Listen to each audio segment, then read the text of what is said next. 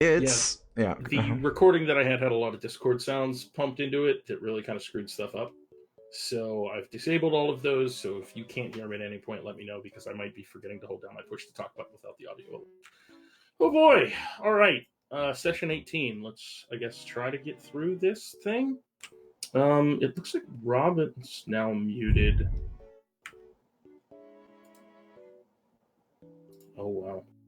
All right, fuck it. We are just gonna dive in here, folks. I'm gonna start with the cold open.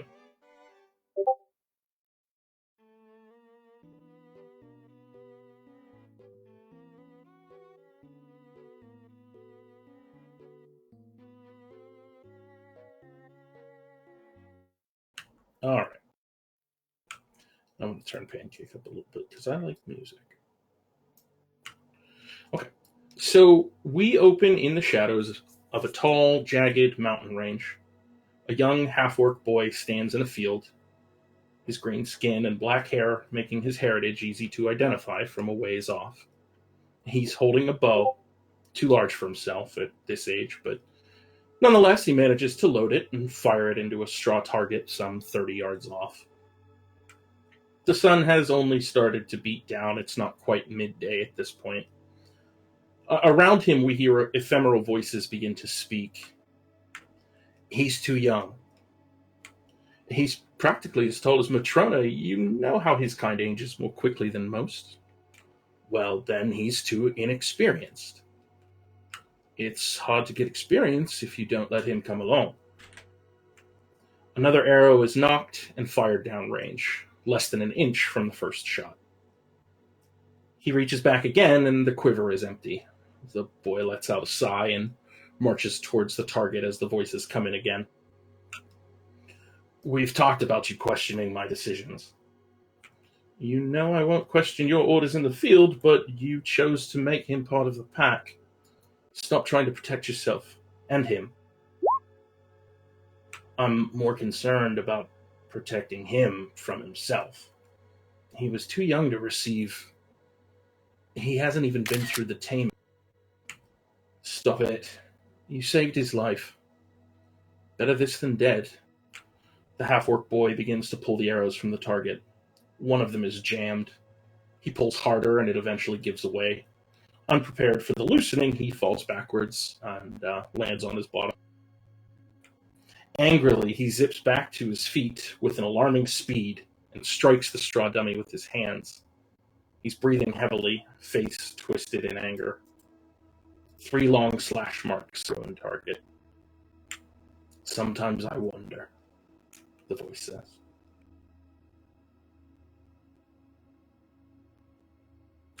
And cue music. We've got 2.5 minutes to try to fix all of our problems. Ryan, buddy, can you hear me? How we? That is a no. Negative.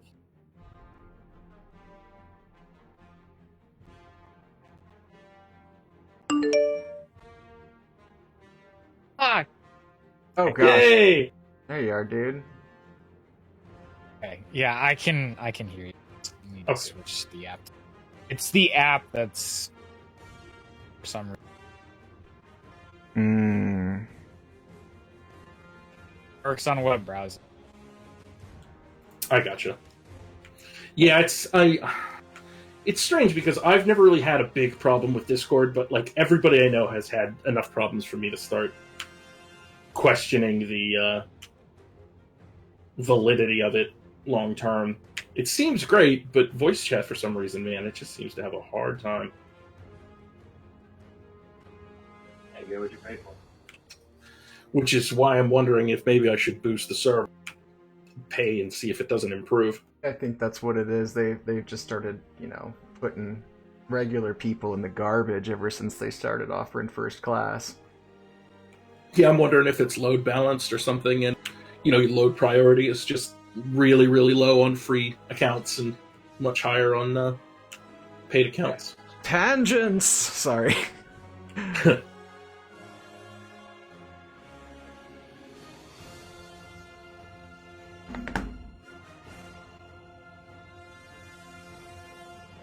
You wait for the music. That was a Yes. good intro. Oh, hey, thanks. Yeah, it was Allegor, and I realized part of the way through that Robin might not have got to hear the whole thing. No, I got it. Okay.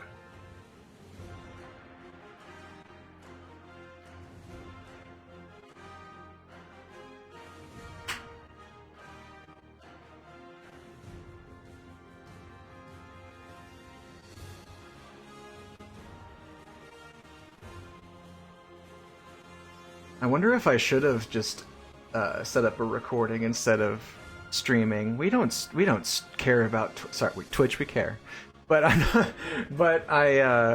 think the YouTube for this particular show is kind of where it's at.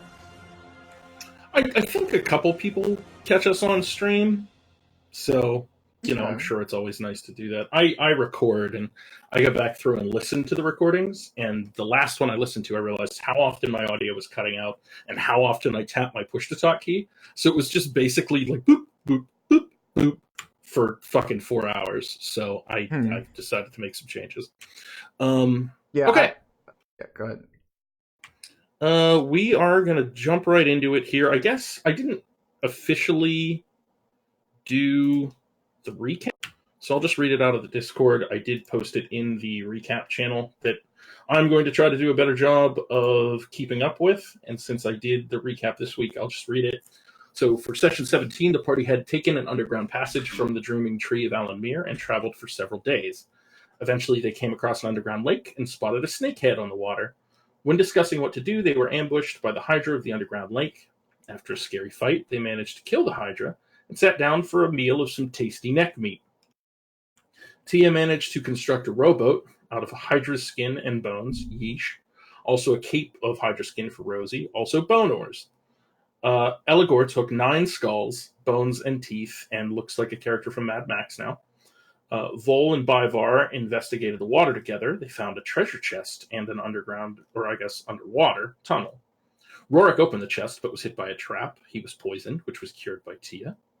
Vol, Bivar, and Ralik dove into the water and found what appears to be an underground dig site / research site, which hopefully you can all see and is up on your screen here.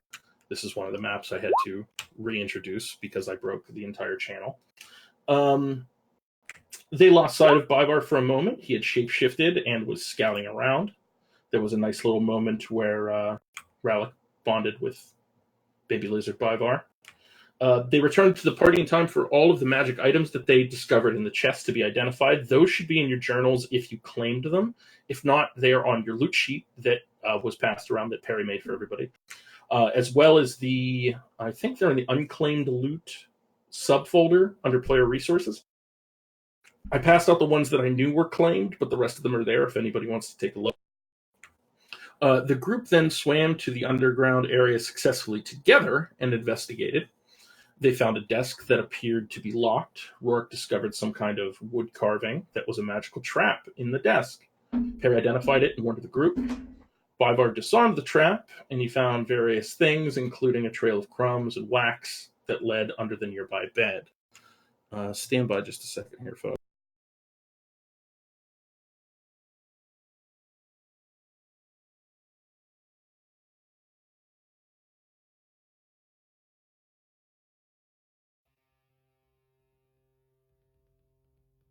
All right. So for the rest of the recap, sorry about that.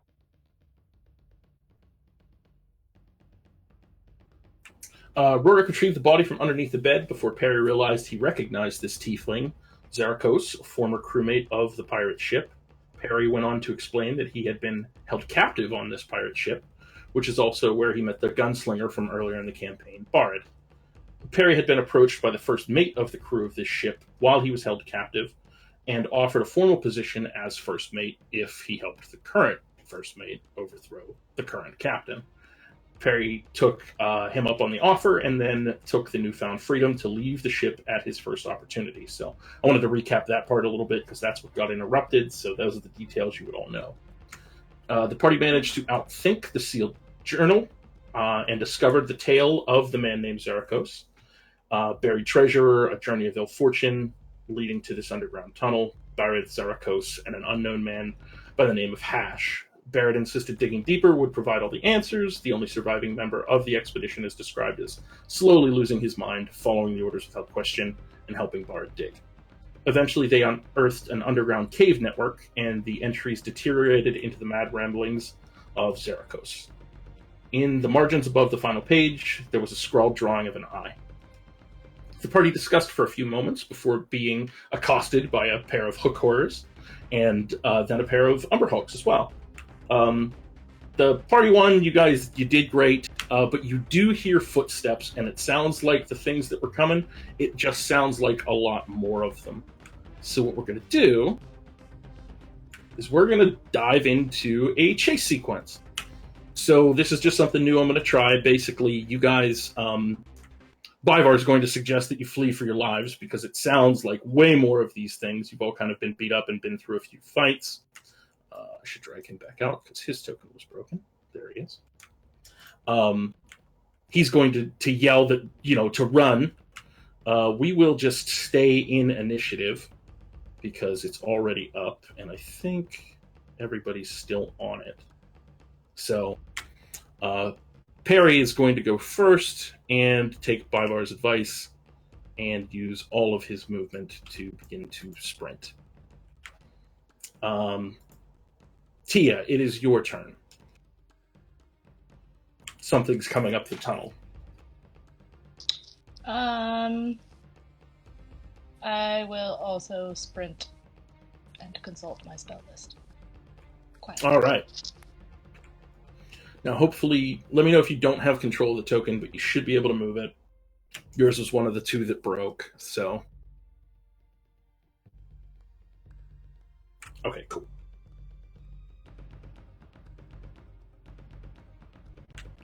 Bivar, same thing. He will sprint, start climbing up the mound of broken rock and rubble on this side of the room.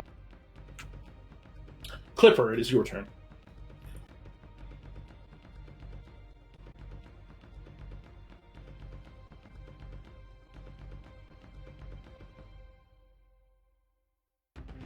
Spence. Hey everybody, it's me, Hey. Spencer. So Clipper is kind of lost in thought for a moment and snaps out and sees Tia heading with Bivar that direction. So I think I will do the same.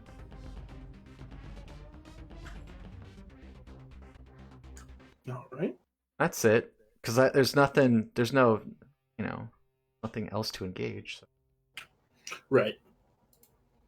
Rorik, it is your turn.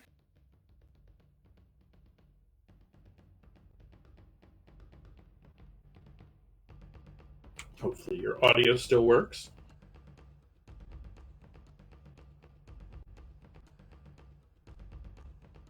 Does my audio work? Yes, Yeah. I can hear you. Okay. I figured out what the problem was. Nice. All right. I too will run and then bonus action run and then Sure. dash run. If we're leaving, I'm getting out. So Sure. that's what, 90 feet of Yeah, should be 30, 30, 30. I literally just run past everyone like, bye. Yeah, I think you all kind of notice, Rorik kind of take off sprinting. He crawls up the mound of broken rock and dirt and scurries through the... Rorik will say that you've come out on the other side at this point, and you are standing on the other side of the opening, which is basically just a little bit of dirt and then the water that you all swam through. And there's no other entrance besides the one that we came through, right? It's just that. That's the only one you've seen. Awesome. I dive in. All right, we'll say that you're 'Cause kind of... I can see in the water, but I can't breathe. Yeah, and it wasn't too far. I think it was about... We said you guys swam for about a minute, minute and a half. So it was probably about 200 feet or so. Swimming at a careful pace. Vol, it is your turn. Yeah, I'm gonna run. 5, 10, 15, 20, 25. Not very far. I waddle, and as I do so, I'm gonna start taking out the rope that we use to make our rope line of swimmers. Yeah, okay, good call. So you begin to tie the rope around yourself, around your shell and everything. You're able to do so with no issues. Eligor, it is your turn. Alright, I'm going to...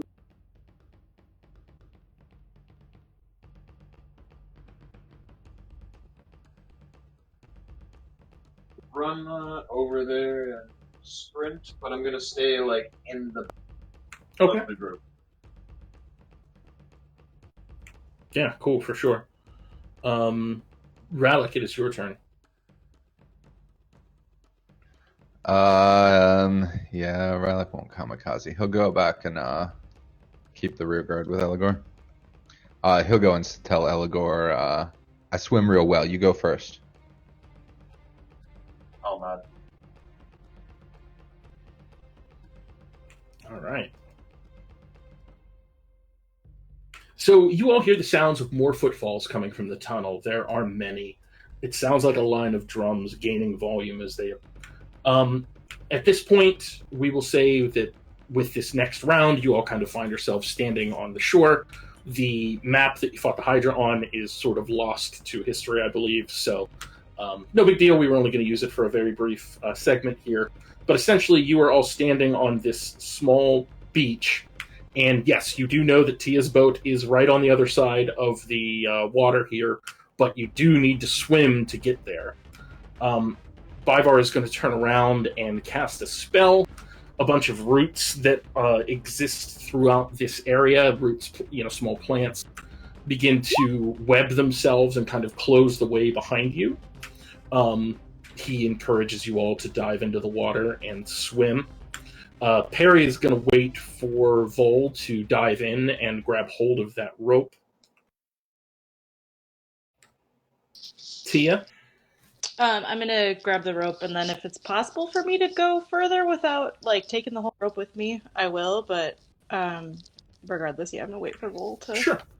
grab it and then move with everybody else. Yeah, you kind of grab, the middle of the rope and wade out to the point where it's taut, so you're kind of, there waiting for him to make his move. Yeah, kind of all antsy, jumping up and down. Okay, cool.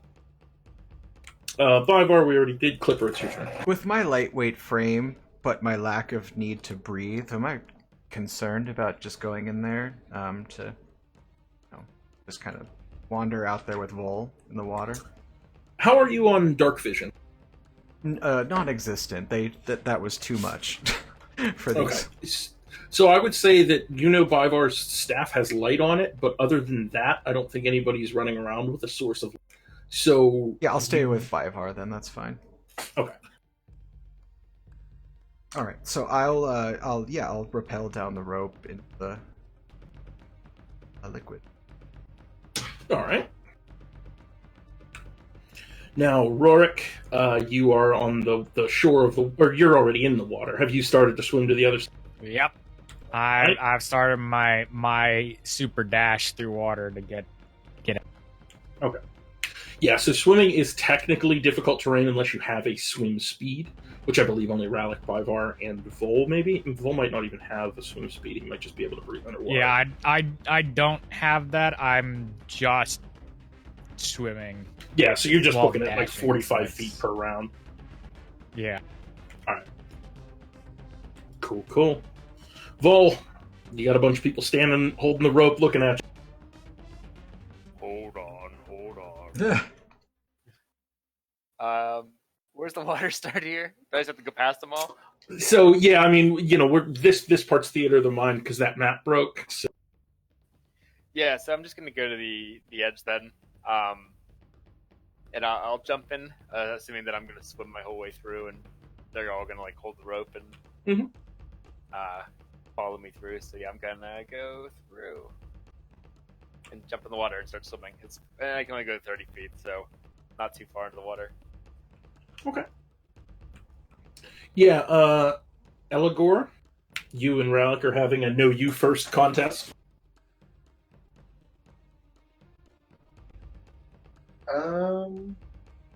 Well. Okay, I'm saying double. Alright. Wait, actually seeing double? I see Tia in the middle of the room and Tia at the end. So I was confused for a second there. Oh, okay. All right.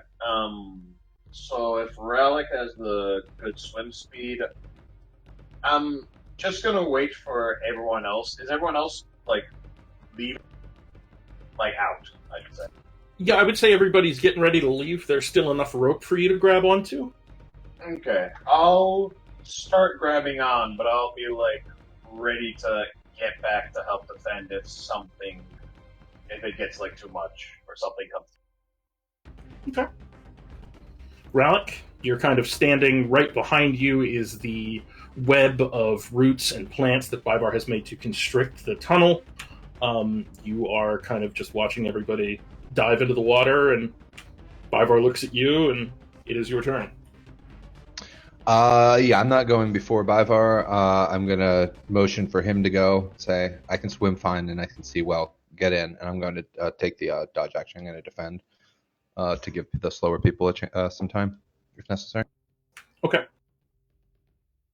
So with everybody kind of in the water at this point, with Rallick, you're kind of standing on the shore. At this point, you hear the sounds of chaos in the room that is now closed off. You can't really see. It sounds like many footfalls, slashing of hooked hands that you've recently had to deal with yourselves. There are a few things behind there that also seem a lot bigger. The way we're going to do this is we're basically going to do a party skill check.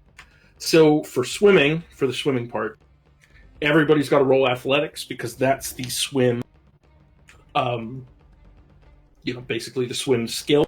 And then Vol and Rorik, you two out front also need to kind of work on navigating. So you can do any kind of investigation or survival or whatever you would like to do to make sure that you don't get turned around and that you're swimming in the right direction. Any skills or anything you want to do to help justify, your skill is absolutely open to conversation. I would probably be doing investigation if I could. Sure. Just because I think that would be the highest roll that I can get. Mm-hmm. Yeah, I mean, this isn't going to be a particularly difficult check, but you are in a moment of panic, so it's just, the possibility that you might get turned around. So go ahead and roll any kind of investigation. Vol, you can roll investigation, survival, whatever you'd like to roll. Yeah. You both absolutely crush it. You know which way you're supposed to go, and you're swimming in the right direction. Bivar at this point does jump in the water relic, allowing you to kind of join him if you'd like to. The rest of you that are being pulled by the rope, I just need you all to make an athletics check. Oof. Right, Tia? Yes, this is a bad roll for Clipper. Oh, hey, look at me. That's Perry, which also appears to be broken. Cool. Oh, no, that's my image. Yeah. Never mind. Okay. All your stuff.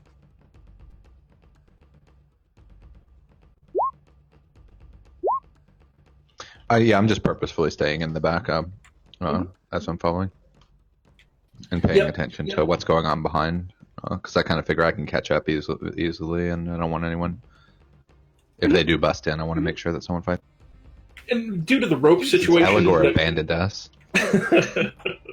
Due to the rope situation that Vol set up, you are basically making a group check here, so you kill it. Tia, you've never felt yourself swim so hard in your life. You're making your best time ever as you kick your legs and are kind of acting as sort of a sinker, but you don't notice. Neither does anybody else. You're kind of just pulling yourselves along here. Now the bad guys are going to go. Okay, so that's 2 success, which means that the wall that was created by Bivar is almost hacked to pieces. It's still partially intact. We get like a dramatic camera shot of the water as Rallick kind of turns around one last time and dunks his head in the water and starts swimming, of these hook-shaped hands bursting through the wall and begin to pull it piece from piece. And now we're going to do a second athletics check for the group because y'all are still swimming. So no more investigation, no more survival. You guys have the right of the way here. So go ahead and everybody roll athletics again. Oh boy.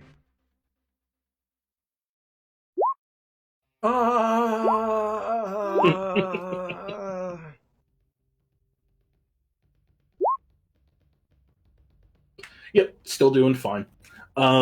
Basically, the stronger swimmers among you are pulling along those who do have some kind of issues from time to time. Looks like Eligor and me are just pushing them along, and they're just floating there. There's a strong current, all right. Vol is kind of being dragged down by tugging 8 people like he's some kind of a tugboat. And okay, 3 failures for the bad guys. So they have some trouble with the last little bit of the wall, but do believe that through the end of this they should be able to kind of advance. So you guys are gaining ground, basically. You're gaining distance between yourselves and them. Now, I would have pulled up the other map at this point, which is where Tia's boat was and the ways that you could take. But at this point, you all emerge from the other side of the... we rolled twice, but this took place over the course of about a minute, we'll say. You emerge from the other side. You can all breathe. You can see again. There's the boat. It's been tied off. You would know that there are 2 exits to this room, to the north. One of them is a dirt path to the northwest that just kind of like gradually comes out of the water, like a landing almost. The other is the waterfall that you see kind of dumping water into the room, probably from up above somewhere. I guess the third exit would technically be the way you came in. But we'll go back to the top of the order to see what you guys want to do. Perry's going to swim for the boat. So Perry's going to swim over, we'll say half his movement speed to pull himself into the boat. He crawls inside of Skin Boat and kind of looks at you all with a panic. I'm going to turn this over to you guys to decide what you'd like to do. Could you describe that waterfall exit in a little more detail? Like, Sure. Where at the bottom of the waterfall? How large is it? Does it look passable?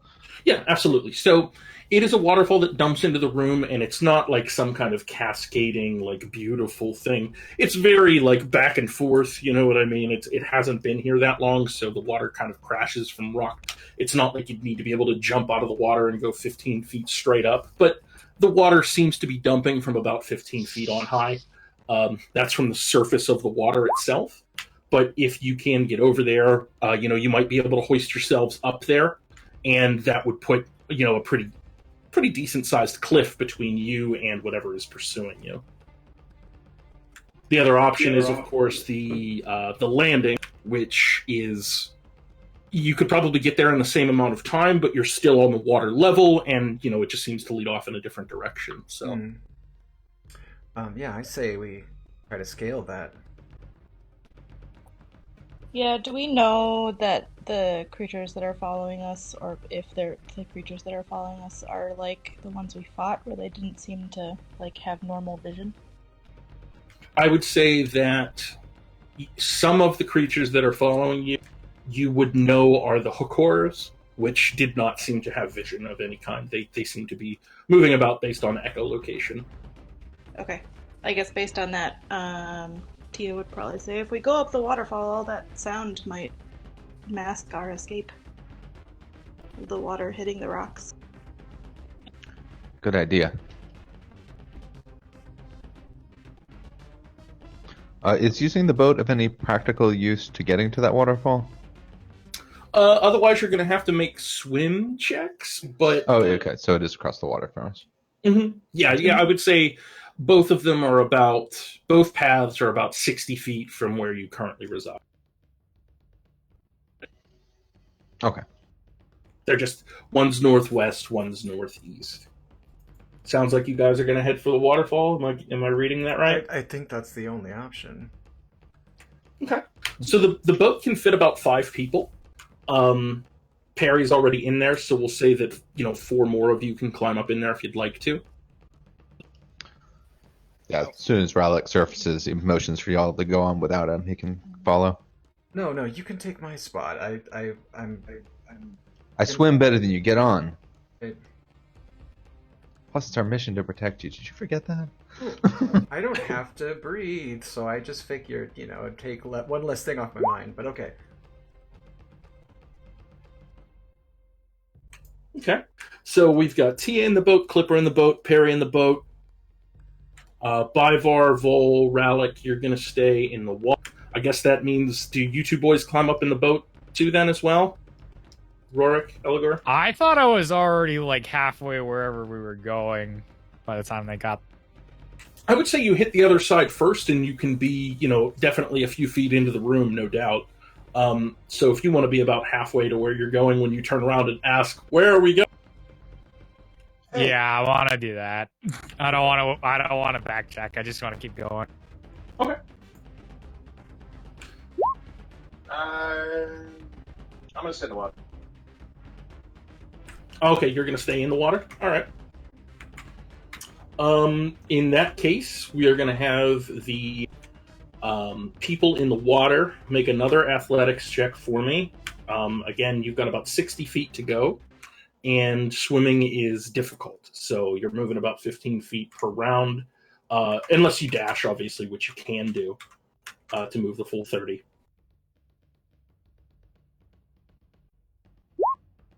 Yeah. I move fast. Cool. Let's see. I just found it on like my race thing where it says turtles aren't natural swimmers. Mm-hmm. Yeah, so you can move 30 feet per round because you're sprinting, basically. You're not moving faster than anybody else, per se. I'm not a good swimmer. Just float. Yeah. All right. Now we know. I'll help push you, like swimming with an inner tube. Yeah, there you go. 2 arms on top and kicking behind. Sure. Yeah. Sure. Yeah, I would say that the current is strong in here, maybe because of the waterfall. So you guys aren't making as much ground as you had hoped. Those of you that are in the boat, you're going to be able to row over there pretty much without any kind of a skill check, as best as I can tell. Okay, so here, give me just a minute. I might have actually found this map, and it might make our lives a whole lot easier. Okay, good. You rolled some dice there, so... I did, yeah. And they did very well. This is basically the 3d20 are the bad guys pursuing you, essentially. We'll say that. Narratively, that basically means that a few of them are going to start chipping away at other portions of the wall in the room. They're coming out from different holes and cracks in the wall that you didn't think were big enough to allow for something like that. But they seem to be pretty flexible. They kind of begin to squeeze themselves in there. All right, give me a second here. We'll do checks again. So you're going to need probably some pretty strong successes if you want to get over to the waterfall this time around. So athletics checks for you guys. The boat, you've got about half a journey left to go, so you're good.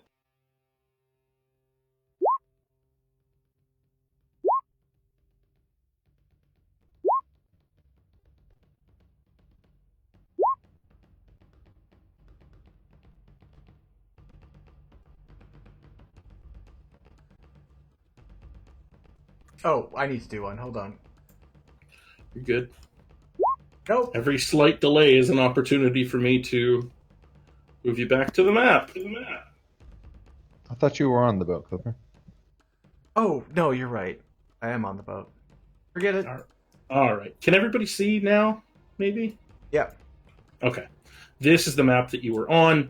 You are heading for this waterfall, just to kind of give you an idea as to what it looked like. We'll say that this is about where you are. The individual hook horrors have begun to kind of burrow out of these smaller holes in the wall from different directions. A few of them are out here on the beach over here, and they hear the sounds of splashing. But as Tia had mentioned, the closer you get to the waterfall, you're finding it appears that they are having some trouble tracking you. But you swimmers you're really starting to have a hard time. Perry is going to reach into his pack and pull out a rope and throw it off the back of the boat towards those of you who are having trouble swimming, and kind of turn in a panic towards the people who aren't rowing, and see if you'll help him try to pull them along. Tia, we'll say you're rowing here. So Clipper, do you want to help Perry pull people? Or most definitely I do, yes. Okay. Yeah, we'll say with the rope in the water, those of you who are struggling to swim, you're going to make one more athletics check, and this time you'll have advantage. You were supposed to make it there this round, but due to the bad rolls, it was like just not. You weren't able to get all the way there.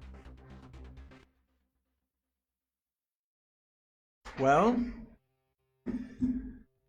okay, and we missed our chance.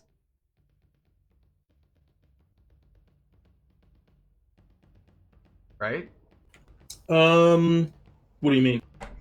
Like we're now past that point. We drifted past it. No, so you're about here, Mm. and you're heading to here. Oh, okay. So in order to cover this last little bit of distance, they're going to need to be a strong effort from the swim. Vol, you're kind of getting caught up in the current here. I still need Eligor, Rorik, and Ralik, I think. I should be rolling for Bivar, but I'm too busy trying to fix the room, so we'll just say he succeeds. Okay. Yeah, so with those checks, you guys, with the rope, are now kind of pull yourselves over to the edge of the waterfall. Tia, you're rowing your ass off, and you finally get up to the waterfall. The water keeps trying to push you away from the waterfall. What are you going to do to try? Do you want to try to anchor the boat? What's your plan here?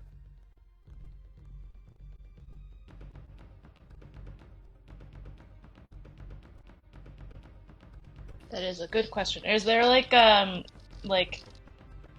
some rocks that we can kind of attach ourselves to? I would say that there's outcroppings and jagged rocks pretty much everywhere. Like all these rocks that you see here probably come up a few feet out of the ground. Give me a quick either perception or survival check, something like that. Something wisdom based. Flesh boat might be squishy enough you can just impale it on something. Yeah, I was thinking just like running into ground, but I don't want to kill anybody. Well, it's a noble thought. Yeah, so you do spot a stalag. Which ones are the ones from the bottom? Mite? Stalagmite. No one knows. No, stalactite has a C in it, so it's for the ceiling. Oh, stalactite. That's right. So yeah, stalagmite jutting out from the water. You do think if you kind of harness your inner cowboy, you might be able to tie a lasso and throw it over that there stalagmite. You can make any kind of a ranged attack roll that you would like to make, or you could have Clipper do it. I mean, anybody in the boat. Yeah, I mean, I feel like she would want Perry to do it because Perry won that crossbow competition. Oh yeah, just totally awesome. Yeah, for sure. Let me find if Perry's still got a crossbow. Perry does still have a crossbow. So he's going to take the rope, tie it to a crossbow bolt, and he will fire. I will use the inspiration that Sham had. Sorry, Sham. Okay, so the 14, I would say, is an easy kind of success here. The crossbow bolt fires into the stalagmite. The rope is now kind of taut on there. You're all kind of able to pull yourselves along the rope and then loop that rope from the bolt over to the top of the stalagmite. You're all set. Now the rope is the only thing keeping the boat here, so I guess we'll let you guys decide if you want to try to abandon the rope. All of the swimmers have caught up. You are now at the base of the waterfall. What would you like to do? Water's kind of dumping down. It's not going into the boat, but it's kind of a little bit hard to keep your footing here. Yeah, I think we'd better try to get to shore and get off this thing. Is there something where's close by? Is there like a embankment? So it looks like roughly, in order to get up to the closest flat ground, it's about 15 feet. But if you'd like to make some kind of a check, perception or survival or something like that, to see if there's a way that you can figure out how to get up there. Yeah, Relic's going to look for the best way to climb, the easiest way. Then. Yeah, anybody that would like to make any sort of survival or perception check to try to figure this out. Nature, I guess, would work too.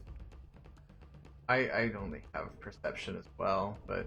Is it like it's like a waterfall with a clear top, you said? Yeah, essentially it's... The water's all dumping in from a pretty clear area, but it does run down over a few smaller rocks and outcrops. So... it might be something you could grab onto or pull yourself up on and basically kind of just get battered by the water as you try to climb up. Was there a follow-up to that? Did you have something specific? No, I relating to was thinking if it was like a waterfall kind of thing,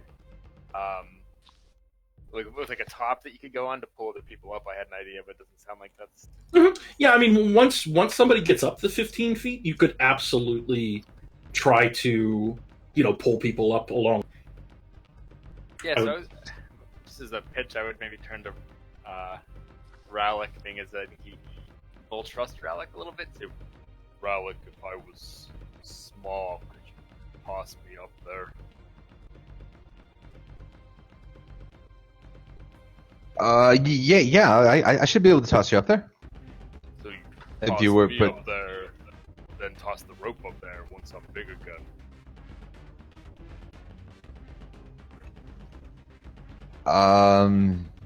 Yeah. Rallick nods, kind of vaguely understanding. Yeah, so he does that. I'm gonna hand him my my quarterstaff and Mhm. kind of stand there for a second, and then just melt down into like a little pile of goo in the water, and then pop out the little black cat, and then just like go up to Rallick's foot and kind of like do the cat thing. Odd. The cat thing. Okay, yeah, I will throw the cat as far as I can. This is my new favorite plan. Okay, so yeah, there's water coming down in your face. Vol is now a black cat. You kind of just pick him up and just fucking yeet, like right up the waterfall.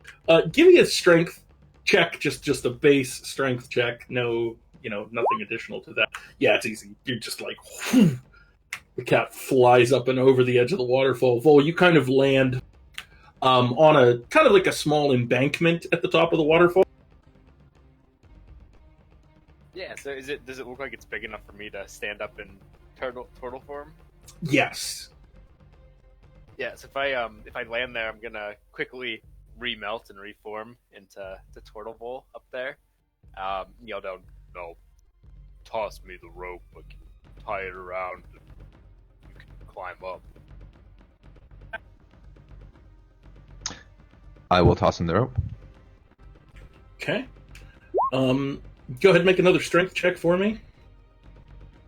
You're getting tired. Yeah, looks like you throw it and it doesn't quite go all the way. You're starting to drift back a little bit. Bivar grabs onto your rope and kind of like pulls you back towards him. What's everybody else doing? I am going to be following, I think, Tia, making sure Tia and Perry get off okay. All right. Eligor, Rorik, what are you two doing? You're kind of swimming in the water, kind of treading water here. What's your plan? You just waiting for the rope to pull up, or are you trying to climb up yourself? Yeah, I'm gonna wait for the. Oh, right, pull the rope. Okay. Yeah. All right. I would say then a whole round of combat is going to go by because Relic did try to throw a rope up this time, and with nobody else kind of making any. You see that the hook horrors have started to figure out that the water isn't a good idea, but they do something a little bit creepy. They start scaling the walls, and it looks like they're sniffing. They're kind of climbing all over the walls. They kind of continue to bleed out of these cracks in the wall. They're looking for you, sniffing, trying to find you. We'll do a general perception for them. Yeah, it seems like they have a pretty good idea as to where you guys are. They're starting to move in your direction. Top of the round, we'll say anybody that has a plan or wants to do something here. Vol, Rallick, you guys just want to try the rope thing again? Yeah, Relic's like treading water, looking around, exasperated, shouting or telling them about toss a rope to Vol. Yes, toss the rope. Okay. Because you have solid footing and aren't trying to swim, you can either make a ranged attack roll or like a dexterity check or something. Whatever you think would be appropriate. I mean, if it probably wouldn't be like a ranged attack roll that has like my bonuses for it being a weapon. So let's just do like a regular dexterity attack if that's if you're comfortable with that. Totally. Yep. Yeah. Vol, the rope kind of flies up and over the edge of the waterfall. Can I have you make some kind of let's just do a basic attack roll for you, Vol. With like you don't have your shillelagh on you, right? No, I don't. Just make some kind of a melee attack roll, like a claw or a shillelagh or whatever you have, access to on your. Yep, you manage to kind of snatch the rope as it flies up. You grab it in your hand and kind of hunker down. Clipper, you're on one end of the rope. Vol is on the other. Perry is going to take the opportunity to begin climbing. We will do. Yeah, I'm gonna tie it around my shell so it's anchored on like my 600-pound body. Okay. Yeah, we'll do advantage on athletics checks. So we'll say Perry's having some trouble climbing. There's a lot of water hitting him. He looks more upset about the fact that he's getting wet than he's might be ripped to shreds by these awful hook horrors. Go ahead. We'll say Tia, Clipper. We'll do the people in the boat first. Okay. I'm just pulling people up. Okay. Yeah, you're staying in the boat and kind of pulling people towards the rope. Mm-hmm. Okay. So yeah, you pull Rorik up into the boat now that Perry's out. Tia, what would you like to do? I am going to put on my visor of focus and then attempt to climb All right. the rope. Let's do an Assuming athletics I have check. time for that. Yeah. If you can, Tia, find something to secure the rope to. Maybe that would help. So yeah, Is because the D4 going to help me at all with that? well, so you have advantage because Vol is monstrous. He's like 600 pounds. Oh, So right. 17, yeah, for sure. You're climbing, and your head is like on Perry's butt as you kind of like help push him up the rope as you climb. The visor is like swatting his jacket a little. Yeah, he's just oh dear, as you continue to push him up the rope. Eligor, you're still in the water. Bivar is going to wait for you to get out. Ralik, you're still in the water. Bivar is going to wait for you to get out. Looks like you could both fit on the boat at this point if you wanted to. On the boat, and we're gonna drag the boat. Yeah, I'll get out, but I'm not going up before Byfire goes up. Okay. I'm Yep, the paladin. Yeah, you climb up into the boat. He's just kind of like waiting in the water. It doesn't look like he's having any trouble staying afloat. And then Eligor, you're getting in the boat too, you said? Yeah. Okay. We will do... Okay. Bunch of failures as the water kind of runs over them. Or runs over you, I should say. You notice they all kind of stop, and they seem to have lost track of you. Oh,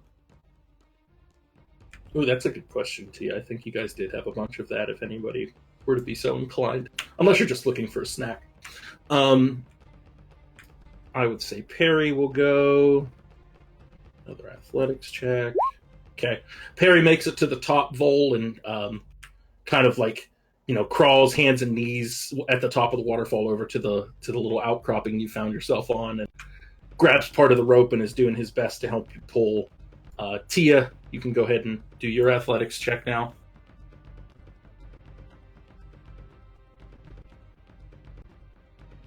You can do it, Tia. Put your back into it. You got this. There were so many options in the well, there weren't so many, but you guys chose the all athletics checks option, so I'm sorry if this is boring. Yeah, yep. With a 14, you're able to pull yourself up the waterfall, right on the nose. We'll say it's looking a little bit sketchy there for a second, but your visor of focus gets you through. Those of you who are in the boat can go. Ralik, as you kind of look panicked towards Bivar, you see him kind of pull himself up onto a rock outcropping, and then his bones kind of twist and shake and convulse as he turns into a giant spider and just kind of scales the wall nearby. Ah. Terrifying. Well, good then. Yeah. Yep, two of you, right as rain, straight up the road. We need Rorik and Clipper, I believe. Still need to try to get out of there. I'm going to try to just get out of there with my athletics, I guess. Oh boy. Mhm. I don't care. I'm just not. It's. Ooh, okay, so you're on the rope. You can't quite pull yourself all the way up. You're trying. Okay. Um, Just drag me a little. Get the other end. and then Rorik, if you want to go.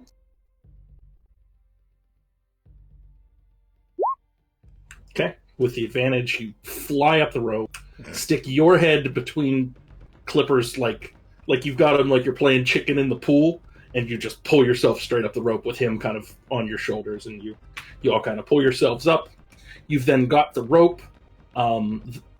Skinboat is below you, still tied to the stalagmite, kind of helplessly drifting against the water. You all have a moment to bid farewell to this horrific creation if you'd like to, and hurry down the tunnel if that's what you'd like to do. If anyone has any of those bits of meat left, I'd like to, I don't know, take them and try to shoot them off somewhere. If I don't know, some kind of distracting smell is what I'm trying to get at. Oh yeah. Mm-hmm. Did anybody keep any neck meat? No. I think I ate all that I took. Okay, fine. Let's run! Cool, yeah, you all go running down the tunnel. This, because you're kind of at level now with the water, it's not a straight shot, but you're easily able to kind of jump from side to side over the waterfall as you run. Or I guess the stream, it's no longer. But you have escaped the hook horror disaster as they overtake the room behind you. The sound of them fades the farther you get down the tunnel. Good job, y'all. Yeah, it's strange that they speak in that clacking sound since they have mouths. Anyway. Okay. Well. Their mouths seem rigid, though. Yeah. Like they don't have the ability to manipulate the sound like we do. Maybe we'll write a study on this. Okay. Let's keep going. Did we get is everybody accounted for? Yep, as you mentioned, the clacking noise, the giant spider on the ceiling above you that is blue for some reason. You've never seen a blue giant spider. Makes a similar clacking noise and follows you down. Alright. This direction. Alright. Now, hopefully... I'm really glad you guys avoided that fight, because you've done a lot of combat recently, and there was something with them that was really nasty. I am 100% tapped, so I'm also glad that we avoided that fight. Yes. Yeah, speaking of which... I'll PM you later because I know you like that kind of stuff. I will send you what it is. Just don't let me forget.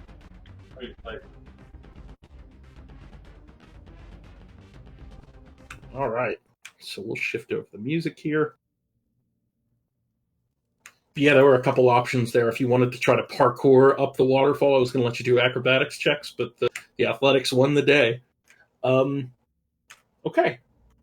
So you are now in a position where you are not quite sure which direction you're heading, but it seems to be the right direction. You are still trying to make it out of this underground cavern. You don't notice any sounds of danger behind you. Perry suggests that perhaps it's time to sit down and take a rest after basically what amounts to an extra 2 hours probably at the end there of you guys moving at a pretty quick pace trying to get as much distance as you can. You find a relatively isolated kind of side corner of the cave where you're able to hunker down, or at least that appears to be where he's going to plop his butt and begin drying himself off. Got it. If anybody else would like to do anything or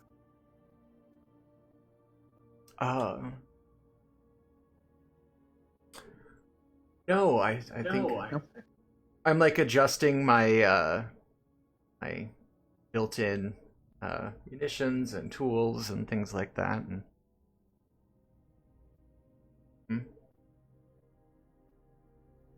Okay.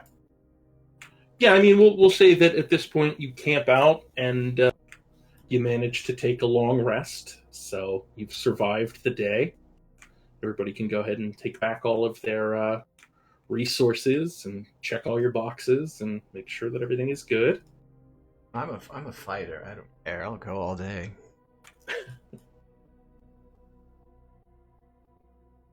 Okay.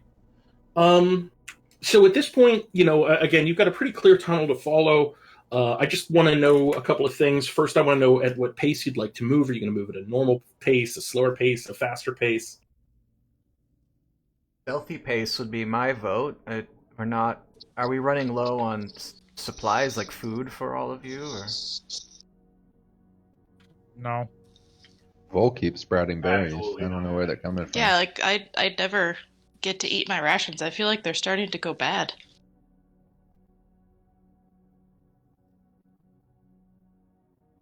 We could move stealthily and have scouts, but that's totally up to you all. That seems wise. Yes. We don't want to run into more of these hook horrors. Good to be attentive. Yeah, there's probably worse down here too. I can't see back there, Rallick, but you're welcome to eat whatever's growing on my shell. Pelagor seems to like some of it, though, too. Oh yeah, there's one growing right back there. It's all yours. Backberry. Yeah, this is not one of the good berries that you have now grabbed and taken a bite out of. But it tastes worse, but is not... It's worse, is what I'm trying to say. But Rallick's real polite. Okay, so it sounds like you're going to move at kind of more of a stealthy pace, which is cool by me. I need the folks to make their checks. We need a navigator, we need a provisioner, and we need a scout. Okay, I'll scout this time, unless Rallick wants to do. Or I mean Rorik. Sorry, I did it again. Nah, the only thing I want to be doing is I want to be stealthing. Well, Okay. That's scouting. Is it? Kind I don't of. know. I think we'll say that we're going to have you make a group check for your stealth. The scouting is more of a perception-based check. Oh, whoops, I went too early. Yeah. My perception is as good as Tia's, so I can do that too. It's up to you.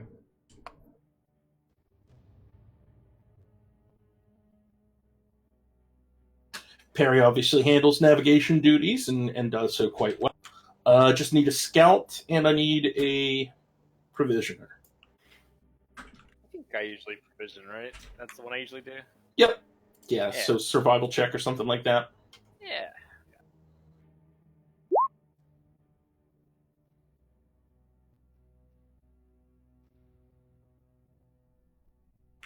Okay. Yeah, I would say you aren't able to scavenge any food, so you're going to have to pop a spell slot for some good berries. Yep, I can do that. And perception check for you, Clipper, you're able to pretty much, to the best of your abilities, manage to stay away from anything that sounds relatively dangerous on day one. I do need stealth checks from everybody, though, because that might change. So I already got yours, Clipper. Okay. Roll. I'm gonna pop my my visor on again. Sure. Clang, clang as Rallick walks down the hallway. Clang, clang as Tia walks down the hallway.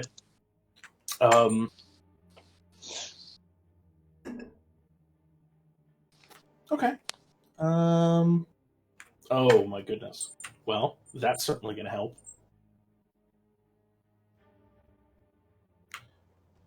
Your first day comes to a relatively uneventful end. Vol produces some good berries. Rallick, you're probably a little squeamish about trying to eat another thing that he's produced, but after you bring yourself to do it, it's much better tasting. You're surprised that you missed the taste of good berry after the thing you ate yesterday. Yeah. Well, I was also pretty hungry because that was clearly not a good berry. I don't know. Yeah, those are backberries, aka bad berries. They're different. I mean, really, druids and rangers have perpetual energy with good berries because they could feed themselves for a whole day and other people. It's like Yeah, I know it's magic, but wow. Oh, so, Spencer, one of the magic items that was recovered last week. I need to share it with you because I think you'd like it. Where is it? Vol has it. That should have popped up for you. Oh yeah. This is something that was found in a bottle that Vol currently has. So speaking of perpetual energy. Okay, so yeah, the first day kind of comes to an end. You know, you manage to set up camp, and again, you're doing a pretty good job of avoiding danger. Besides, yesterday was a little bit hard. You make some good progress, but you are moving slow. You're moving carefully, so that is to be taken into account. I need the next day's checks. So we'll do Navigator again for Perry.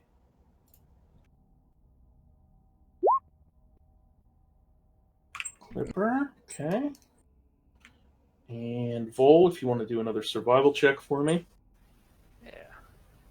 Unless somebody else wants to provision. Yeah. Meat takers.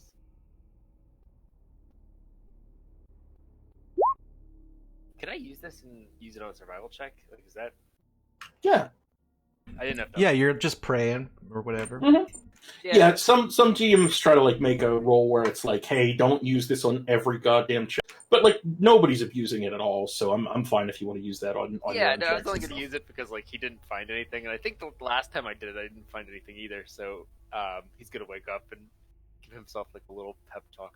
Come on, find something today. This is embarrassing.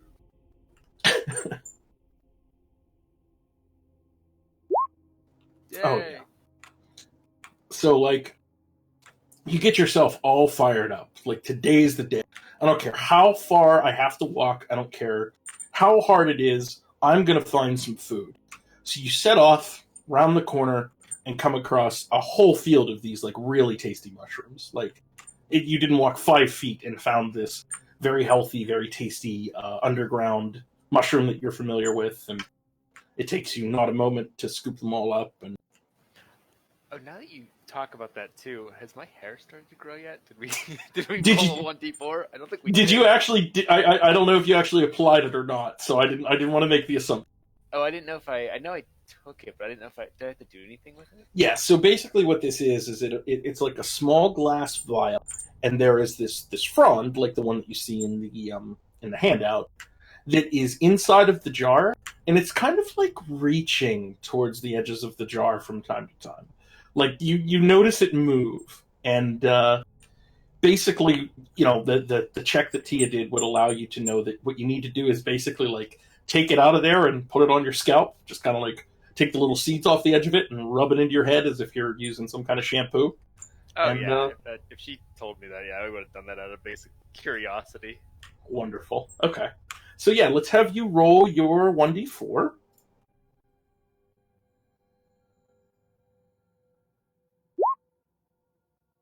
Okay.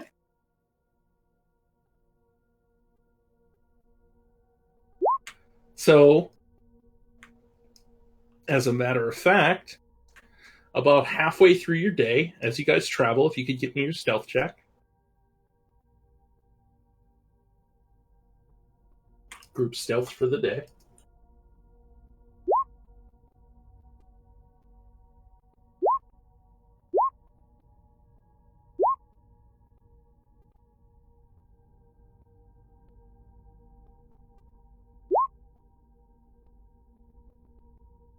Okay. Doing all right. I think Eligor, we might need your check to kind of break the tie here. Yeah. Nice. Okay. Yeah, Vol, about halfway through the day, you remember back to 2 days ago when you had splayed this frond across your head, and your head feels itchy today. You reach up and you go to scratch it, and you feel this real light bumping across the top of your head. And a few hours later, you've got these little vines coming out of the top of your head. They're not very long as of yet, but they've just started to sprout and grow. Yeah, somebody who sprouts and grows on a pretty regular basis. I don't think he thinks anything too odd of it. Yeah, this is pretty similar to what is taking place on your shell on any given day. Go ahead and roll your second D4. Oh, I have another one. Okay. So we'll see what happens here in a couple of days. Okay. Yeah, the stealth checks, you guys made it. Because you're taking a slower pace, the DCs are lower. It takes a little bit longer than it should have, but you managed to travel along and find your way to another safe place to take a rest here. So you can set up camp for the night, and everybody kind of huddles underneath their blankets in this dark cave. You've now been underground for, I think, almost a week. So it's been a pretty arduous journey here. Bivar is kind of, seems to be following you around a little bit more, Vol, at this point. He might be getting nervous or something along those lines, but you notice it's pretty hard for you to get out of his sight at this point. For somebody who likes to be alone, you tend to notice that kind of thing. Yeah, I think I'd ask him about it if given the chance to, but probably not like right away. It'd probably take me a day or so. Mm-hmm. Yeah, no problem. And on that note, we'll move on to the next day. We'll do. Oh, well, did somebody? No, I was just gonna make a commentary. I was just gonna say we're doing quite well, considering not everything has to be a disaster. Yeah, this place is turning out quite nice. Perry's like, I hate it. Is that sarcasm? I don't.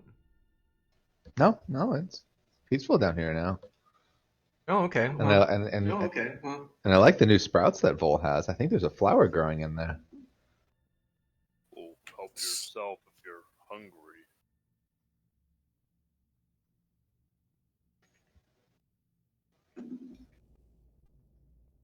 I love it so much. Okay, so we got navigator's tools, we need provisioner, we need scout, and we need stealth for your third day underground. All right. Well,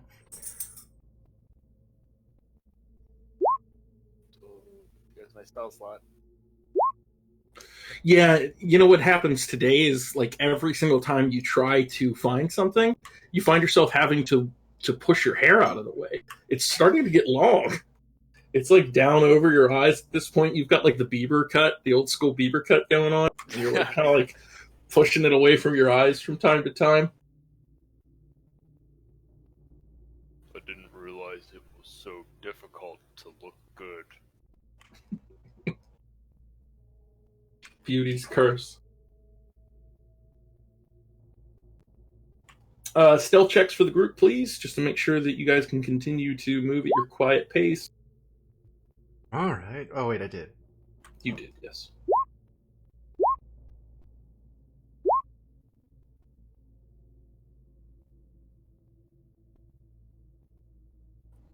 Eligor, I think yet again we come down to you, my friend.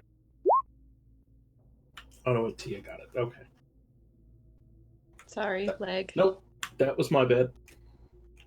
First one counts, so that's the 19. Cool. Yeah, you're kind of you're reaching the end of your day. You've been traveling for long enough that it's time to stop. Clipper, it's at about this time you notice that up ahead of you the path ends. Oh. You've reached a wall. But in that wall, carved into the dark stone, veering back and forth, is a set of narrow stairs. They go up far beyond your view. It appears to be the only way forward. All right. I'll examine the area, just looking. I mean, since this is an abrupt change, scenery. Is there any signs of recent movement around here? Anything like that? Sure. Give me either perception, investigation, survival, if you're looking for tracks. I can do perception. It's a little better, Sure. so. Oh yeah. Oh yeah, so you kind of, you halt the group for a moment and take a look around and notice that it's been a long, long time since anybody's been on these stairs, or at least down at this part. Okay. Again, they kind of stretch up out of your view, but it looks like they might have been used once upon a time, but ages passed. Right. It's been a very... Well, I imagine that everybody is still behind me, so I'll make sure they see where I'm going, and I start to ascend. Okay. Yeah, if anybody else wants to take anything in or do anything at this time, feel free. Otherwise, I think Perry and Bivar are just going to follow the leader here. Now, these steps are pretty narrow, so you guys are going to have to kind of be careful here, I think. You would notice that when you first started climbing on them, they've started to kind of fall away with time. These stairs that you see on the screen are not the stairs I'm referring to. I'm referring to... I think it's these stairs. So yeah. You climb for a few hours, doing your best to keep your footing. There are no railings here, just the sheer face of the wall itself and the many steps you would tumble down if you're lucky enough to tumble down them instead of just falling off the side. Go ahead. Is there any signage or like any graffiti, like Volgar was here or something, like anything on the walls as we go? Yeah, I would say that it takes a little while for you to notice, but you do start to see some carvings in the wall. There is some iconography on the wall. Yeah, there are what just appear to be characters that you do not recognize at first, followed by drawings of basically like cave drawings. It's like little stick people moving about and things like that. Interesting. Tia takes notes. Sure. Yeah, we'll say that. Okay, so I'm gonna have you make a. Let's have you make like a wisdom check, whatever wisdom skill you want, perception, like survival, whatever. To like, am I trying to see if I recognize these things, like history maybe? I don't know what I'm rolling for. You could do history or something like that. I've basically got a fun little gimmick here based on what you roll. Okay. Okay. So because you rolled well, you are not paying super great attention to your footing. Oh no. Nearly fall off a couple times. Like you're actually getting so absorbed in the history that you notice we'll say that, I don't know, Rallick, you're standing right behind Tia and you see her kind of taking these notes as you guys march along. She's like stopping to do a rubbing on the wall. Yeah, you bump into her a few times as you guys ascend the stairs. Hey, it's okay. Maybe I can take some pictures. Would that help? Oh yeah, that would be so much faster. Okay. Are you able to like get enough no depth of field for that? No, I also need flash, so just go ahead and wave the light around. Okay. Woo. Do what I can. Thank you, friend. Go ahead and make a camera check. You have Okay. camera I tools do. or whatever. Yeah. I have some really good ideas for what to do if I guess I'll do charisma, even though I'll do intelligence. Why not? Whatever you would prefer. Yeah, so surprisingly, despite the depth of field issues and things, you managed to take some great pictures here. Tia has kind of shifted her place in line to now be right behind you and kind of tugs at your shoulder from time to time, like, this one, oh, that one, definitely need one of that. Just hold the light still. Yeah. All this flashing is definitely not going to have any consequences. Mm-hmm. No, not at all. Yeah, the entire pillar that you're climbing just fills with light from time to time as you hear like that sound that a Kodak camera makes, that like as it spits out the little picture. Yeah, you climb and you climb. Go ahead. I was just gonna say, I've been thinking, Tia, I could, I wonder if I could, retrofit this. We talked about the guns in my arm, but what about the camera? I mean, it's quite useful. What if we Oh God! could print out other things? Okay, sorry. I thought for a second you were gonna say like retrofit a selfie stick or something. No, I that'd was be gonna be adorable. like, no, be useful. Sorry. Print out Like other things. like replicate other things. Oh, like multi-dimensional objects. I guess Like it would only be two mul- dimensions. yeah, Would it be like 3 dimensions Three if it has moving dimensions. parts? Yeah, 3-dimension publishing. Oh wow, oh my god, we could fabricate anything. I'm excited. We'll talk about this when we're in a space that it has more space. Right, we'll keep going. I'm picking up what you're putting down. Cool. Yeah, so you continue to climb. Another hour or so passes, and just as you find yourselves on the brink of exhaustion, who's up front? I think I'd be up front. Okay. Yeah, you notice an opening at the top of the stairs, a place where the stairs seem to end. What would you like to do? I'm going to sneak and look ahead, see if there's anything. Okay. Do you say anything to the group before you go?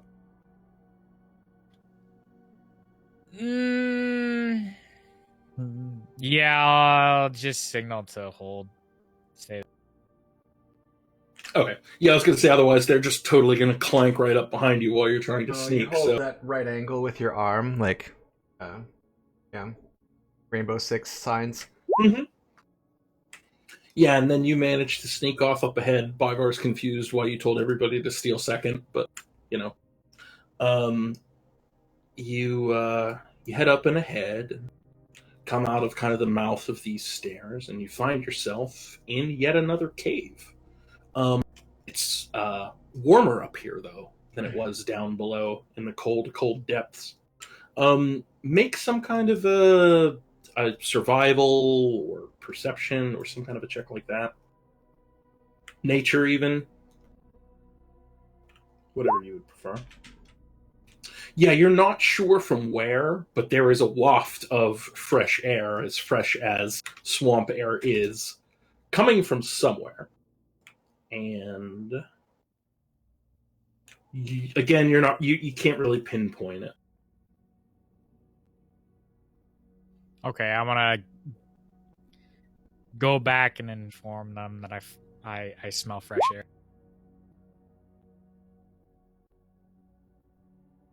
Great. Oh, we're outside? I don't know where it's coming Soon. from. I can't believe how incredibly keen your biologic's sense of smell is. Mine feels so muted. Comparison. Maybe it's because I'm not hungry. Like, if you're hungry, you can, like, taste the smells.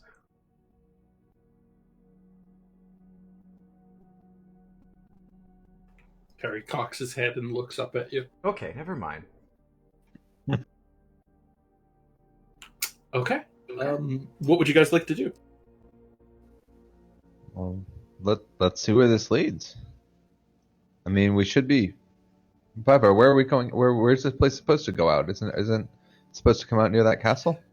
Listen, I have no idea. This is the farthest inland I've ever been. It was the old man in the tree that told us to take this way.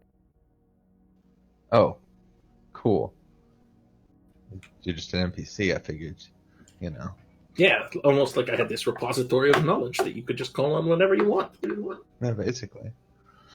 Can we stop insulting the old man? And I'm just gonna go around the side and feel for air. Any, because if I know that there's somewhere coming air in, I'm gonna feel for a breeze. Sure. Yeah, and what we'll do is we will move you guys. Now, hopefully, this works. Now, it might be a little bit sluggish for some of you. It's a pretty big map. It's not huge, but it's decently sized. You would be down here. And I would imagine most of you probably can see, because Byvar should be protruding.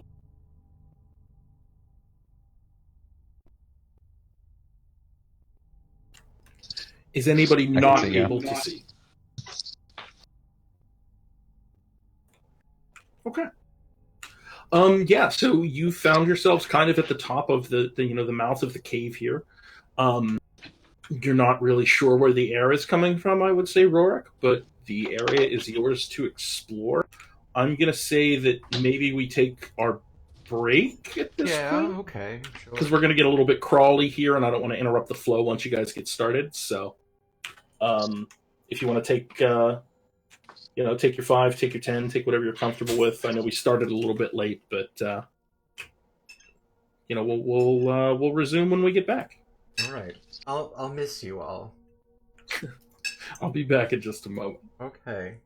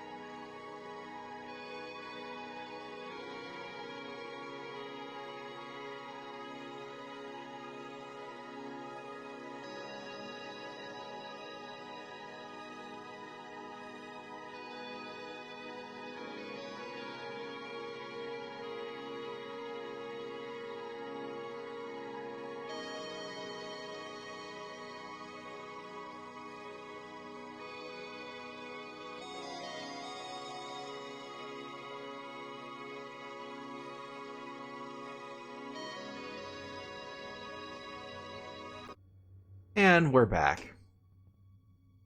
Very good. Okay. So again, you kind of find yourselves in this dark cave here. I know there's a theme here. But I'm going to kind of let you guys explore. I do a lot of railroading and I do more talking than I should. So this is kind of up to you guys to move around. Looks like some of you have not fully healed yet. You've taken multiple rests, so make sure you heal and take your 8 temporary hit points that I would assume Rallic gave you. Oh yeah, 10 hit points all around. Except for poor Vivar. Well, if he wants to join the party, he can get a player to play him.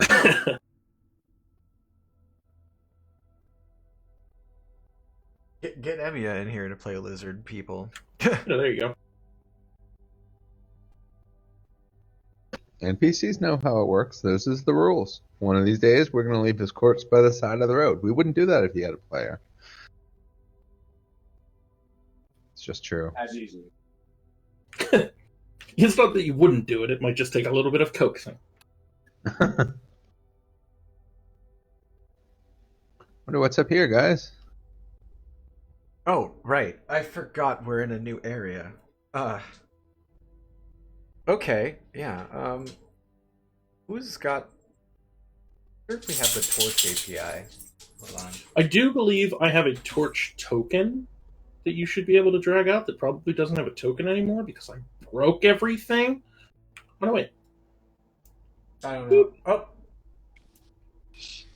Okay. Right. Everybody should have access to that torch token. I'm going to delete it. It's under templates and tools. If you are lighting a torch, please mark it on your sheet, and then you can pull a torch icon out for yourself. I'm going to place Bivar and Perry back near the start of the dungeon. I'm not going to be moving their tokens around, so you guys can move and just assume that they're with you. If you end up in combat or anything, not that you would, it's just a cave, I will drag them up to you. I can't It's like a network of tunnels. Do you have a torch? I don't think she has sight. No, that's in character. I'm saying I can't see. Oh, okay. I'll wait here while you guys investigate the tunnels. You know what they say about a turtle in the dark. No, Uh, I don't. Relic will say from over here. There's a larger chamber up this way.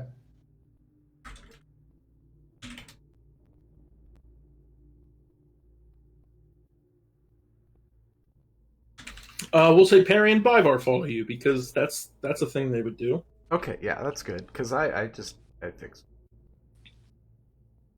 Oh, thanks. Stream, I'm going to be refreshing my Roll20 page.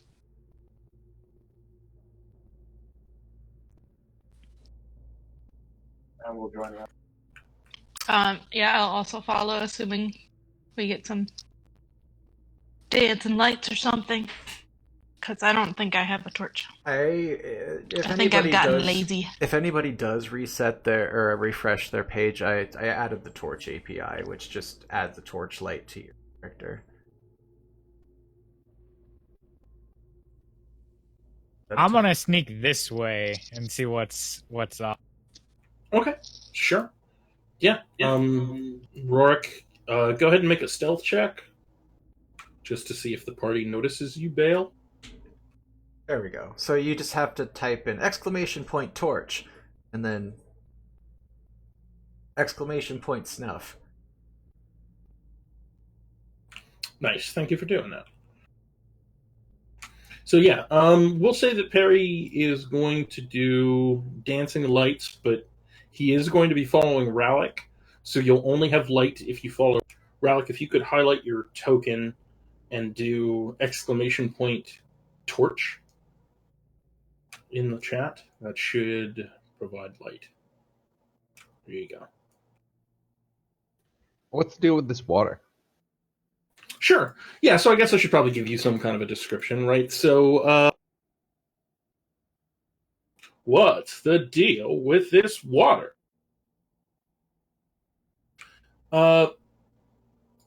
So you're inside of another system of caves. The floor is smooth stone. It's not worked, or at least not in this.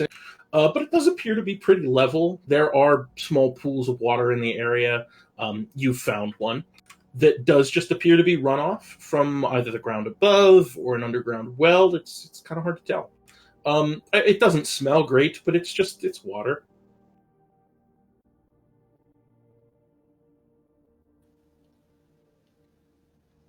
Cool.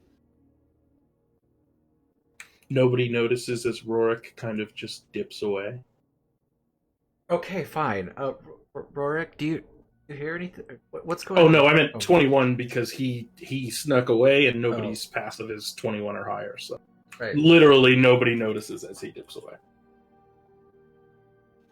Looks like another tunnel goes. A few more tunnels go out from here. All right, we'll move ahead. Everybody come along. Follow the robot with the light.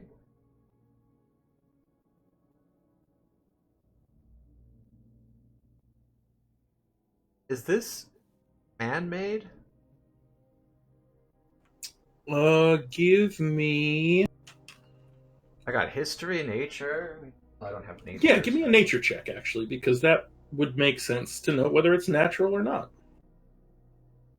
I mean, with the carvings, I assume probably not, but let's see. It's hard to tell. Okay.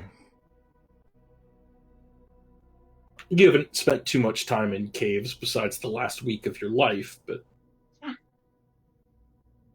Becoming an expert. Okay. I'll go up with Rorik. Alright. Okay. Relic. What you mean, Relic? Because Oh. I'm not even there. Oh my gosh. Sure. Them robot eyes don't work too well. Is this room as empty as it appears? it is. Yeah, it's just an empty alcove off of the main. Nothing to see here, as best you can tell. Make a perception check. I'll investigate because even though it's not as Sure. good, I'll split the difference. Yeah, you can both make checks. Yeah, so Relic, you do see traces of guano, but other than that, no footsteps, nothing here, nothing here. Just part of the cave. All right. This is the bat bed chamber. Tia, can I assume that this has completely destroyed your computer? Yeah, that's pretty much what's happening right now. It's Okay. it's kind of working. Spottedly. All right, I will drag you along with the party then, just so that hopefully you can see. Thank you. You're welcome. All right. Yeah. Fine. Mm-hmm. Lots of empty space, lots of twists and turns, the dark cavern. I'm trying to. The stream is getting a good view of me trying to tinker with the game to make it easier for her, but I don't think that's gonna. I don't think I can do it. It's okay. All right, Relic, stop right there. We're going to utilize one of the rules that we have. It's a rule that I have not leaned on because you guys have not had the chance. All I'm going to say here is click. Right. Essentially, you have set something off. You've heard a click. You have this chance to do something. You get to make one movement, one action. You can drop to the floor. You can raise your shield. You can jump backwards. But you've heard the sound of a click. I need to know what you're doing, and then we'll resolve what happened. Why is it never a good click? It's never No, a good it's click. Well, not it a might good be a good click. click, and I'm going to jump out of the way. Relic's going to try to step back and kind of like diagonally back against the wall. That's not what I was trying to do, but Sure. So- and raise his shield. Kind of. He definitely he feels he's safest stepping back in the square he was, kind of against that wall, holding the shield up, expecting something bad to come from this direction. So from that direction, a sword flies around the corner at you and doesn't quite reach it. And another one, and another one, and another one, and another one, and another one. And you hear this mechanical whirring sound as these swords that would have most certainly diced you up had you stayed in place are now spinning in the location. Do you see the thing? Do you see I do. the, It's very pretty. the guffin? Yeah, okay. Cool. Yeah, it's basically like a pillar with these rusted iron swords sticking out of it that are now rotating at you at a pretty quick pace. You've got your shield up, and none of them are actually hitting you, but you think you could probably get forward, but it would be tricky. You would have to time it. You'd have to dodge properly. And where did this thing come from? So it was around the corner, and when you look down, you see that you've stepped on a pressure plate, essentially. The pressure plate is what set this off. It's colored like a stalagmite, so you might not have noticed it, but it has begun spinning since you stepped on the plate. Oh, so it was there, but I didn't notice it. It's not like Exactly. it popped out of somewhere. Okay. Right. Yeah, I'm trying to let you guys move around without being like, stop! No, Yep. I just Nope. needed. I was adjusting the camera. I'm not in observer mode. So Relic will call back, say, "Watch out! I think this place is trapped." Think, or did you encounter a trap? Yes, this place is trapped. Okay. Or at least there's a trap here. I don't know if I don't know if where you're at is trapped, but something is definitely. Someone doesn't want us to go this way. I'm going to investigate to look at that pressure plate and that mechanism, see if there might be a way to get it to stop spinning. Sure. Even though I ain't smart. You need a other one. No, I need a brain. Well, here's what you figured out. It's spinning. Yeah. It's definitely not intended to help us. It's a trap.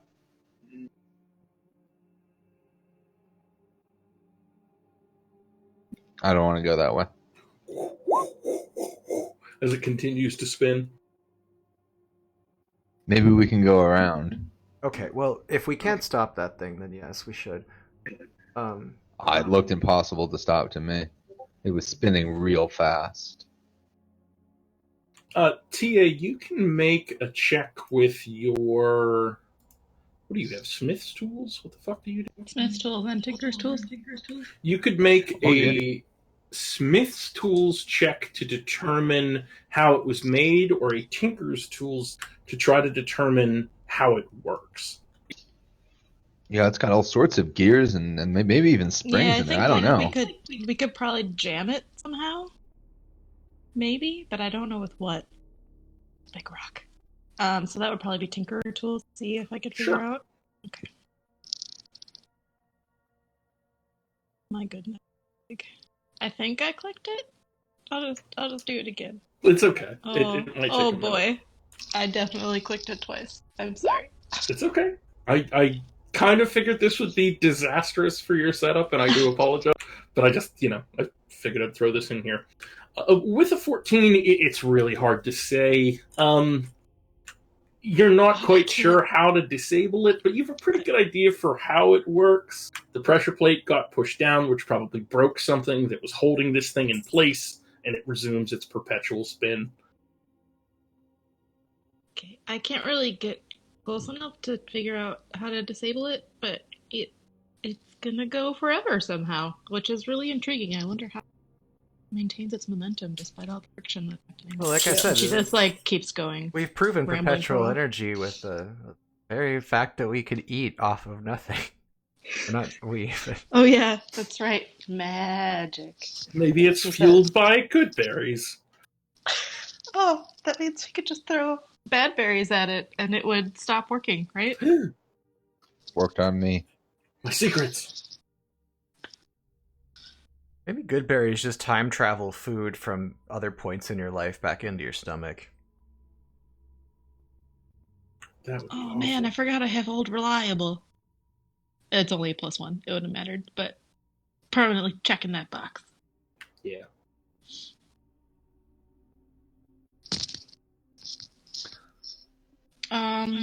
Yes, I So guess yeah, maybe totally we try to go impassable, right, around. Tia?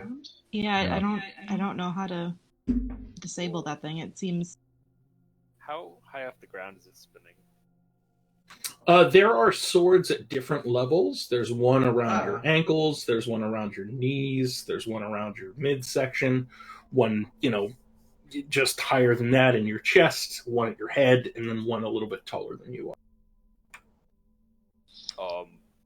Relic, stand back. Maybe I can stop it. You're not going to try to stop it with your shell, are you? No, I only get one shell. What if it broke? Well, good. I was just making sure. I have a... Because I thought about it. Thought about putting the turtle shell in there. I thought, no, that would hurt you. I thank you for your kindness, but this will work instead. Maybe. He's gonna tap the ground and mutter a few words, and I'm gonna cast Spike Growth right in the middle of where the things are spinning. Try to catch all the blades.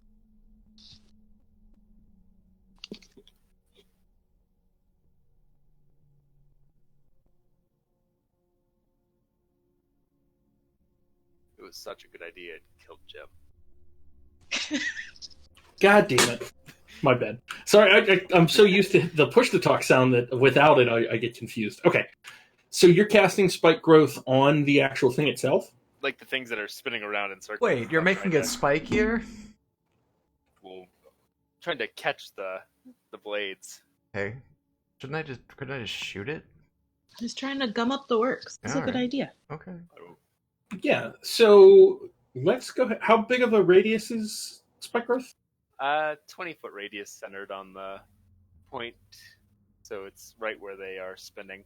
And I told everyone before I did to step back and. Mm-hmm. Yeah, I just want to make sure I put it to the back. I think it should go to the back. No, you're just not going to do that. You just don't want to do that. If it spins okay. outside of a 5-foot radius, does it take 2d4 damage every time it moves?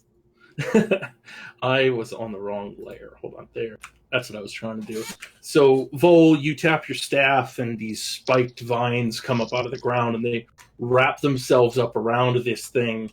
Let's have you make a wisdom check, I guess. Just straight up wisdom.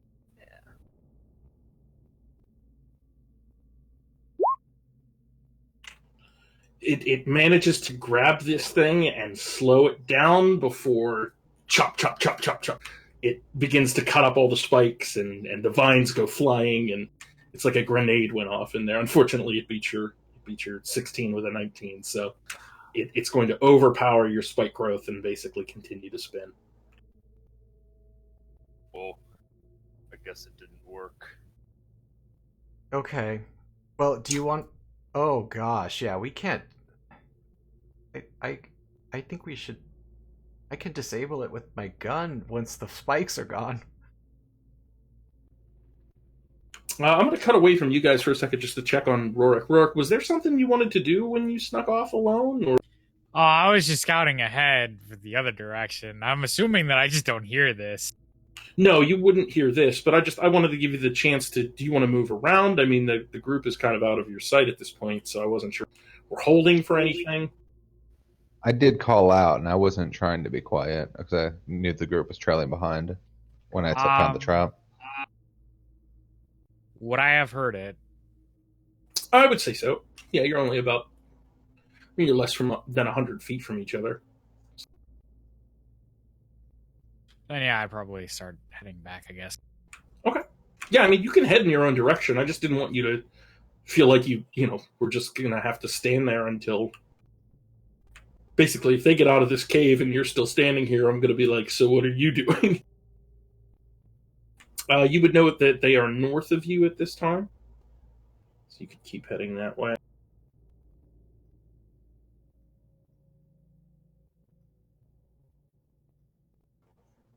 So do you show up there then, Rorik? Yes, I have north. no idea where you are. Little bit farther north. Should I do There we go.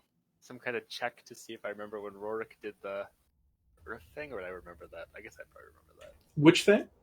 Doesn't he do an earth shield, like he pulls the ground up or something? Go ahead and ask him. Yes, he sees Rorik coming up after the vines got cut away. They Oh, I'm still sneaking the entire time. Oh, well, eventually he notices your presence. Yeah, I would say within he, 10 feet. he you also probably- has thieves' tools, and yeah, he has mold earth. He's made for this thing. Yeah, so he's gonna turn around and remember that moment back in the past where he saw that and say, doesn't one of you move the ground somehow?" I mean, I can, and then just giant pillar gets moved in the direction of it, not harming it. I don't know how that would work. Can you make a pillar where those? I are have to sitting? move an area of dirt to block it. Wouldn't if they could block it for a time, somebody could disable it, right? Robot, you said you could turn it off if it stopped. I mean, I could get closer to look at it. I'd have to try to figure out how. I can't. There's not much I can do to get my elbows dirty. But maybe Rorik can do something? I don't know. It seemed pretty infallible to me. The only other thing I can offer is if you want me to give it a try, Tia, and you assist me, I might be more successful if we work together with tools. That's true. Or if I don't know how your earth thingy dirt works, but if you could make something really hard, maybe if we make so okay. I can move loose gravel to try to block it, but that's it. Okay. I can't. I mean, the cave. I might be able to move the ground, the dirt to try to clog it, but I don't think it's gonna matter too much. Could you move the earth so that we can move create a safe space for us to go around it or under it, or I don't know. Believe I could try. I mean, I'm gonna look at the ground and is the ground soft or is it hard bedrock? I would say it's mostly loose dirt from what you can tell. Or you could just maybe we could bury it, and then it could just bury itself even further as it chops up the ground, and then it's just. Can you try to get rid of whatever the mechanism is stuck in the wall? Can you move the mechanism itself? Maybe the earth around the mechanism that you could really just kick the thing. Yeah, I'm gonna try to just the mechanism that's there. I'm just going to remove the dirt that's around it and push it up if I can. Okay. Yeah, go ahead and head down the hallway until you can see it so that you kind of know what you're looking at here. It's to your east. If you go to here or something. Alright. Yeah, I mean, you'll be safe if you want to take a look at it. I'm not going to be ha, now you take damage. So it's basically what you can see is it's a floor-to-ceiling pillar. It's spinning with these swords coming out of it. What would you like to do to it?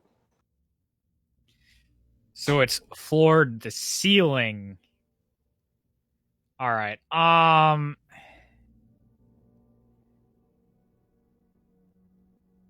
going to start digging a hole around it. Okay. To the left, to the right, under. Yeah, to the left. I'm going to dig a hole here and a hole here. Okay. So that I can just push the dirt out. So if it's, and I'm just going to dig a tunnel underneath it. So we just go around it. We don't have to deal with, anything. Okay. Yeah, I would say that as you dig down, what are you doing with the dirt, by the way? I'm gonna move it to the right side. Okay. So as all the dirt that's I'm digging out, I'm excavating from the left, I'm pushing it over to the right. So if anything, it might clog the mechanism.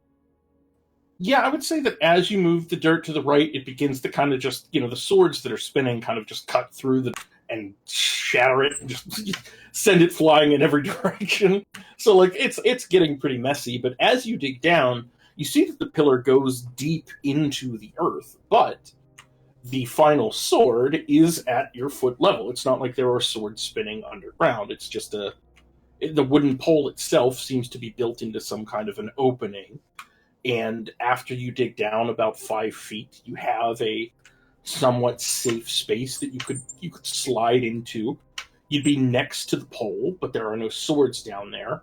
And then if you dug yourself out, you could probably get up and out the other side. Yeah, I'm gonna do that, and I'm just gonna be like, okay, so I can't stop the mechanism, but you might not get sliced. Okay. I'll give it a try. Oh. We're army crawling through this thing. Yeah. Well, it's a 5 foot. It's 2 5-foot trench. He made a foxhole. Oh, very nice. Yeah, essentially the blades are just going to spin right above your heads. Excellent. Except for, I guess, Vol and Eligor and maybe Relic. I think you're a little bit tall. You guys are going to have to duck, but you'll be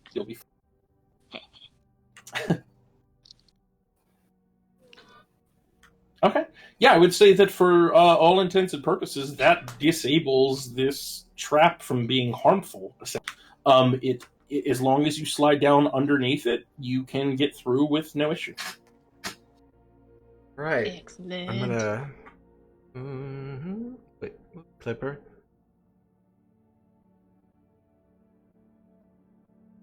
Oh my! Did It's gone away. Relic, maybe you should. Or sorry, there I did it that time. Rorik, maybe you should scout ahead for traps. I was like, we need to get above ground. He's talking to himself. Yeah, serious. Man's gone mad. All right, I'm gonna sneak off again, and just in case there's some nasty guy that just doesn't want us to be. Sure. Yeah, give me another stealth check. Also, Perry drops down into the hole and then gets to the other side and is like, oh dear, and needs help getting lifted up. But as long as somebody helps him, he gets out of the hole. And if none I'm going of to hang out here looking for our pressure plates No, in the we're- setch while he goes ahead. We're not leaving any Winnie the Poohs in, trapped in a. Sure. Yeah, I was going to say, if none of you monsters help him out, Bivar will. Oh, I will totally help. I'm gonna look in the room. Because they said that there was a pressure plate. The entire time I'm looking for traps, and I went along the right side. Look at you. Good job. Yep. Let me check your sheet here. Passive wisdom, passive intelligence. Yeah, I would say if you're actively looking for traps, give me an investigation check.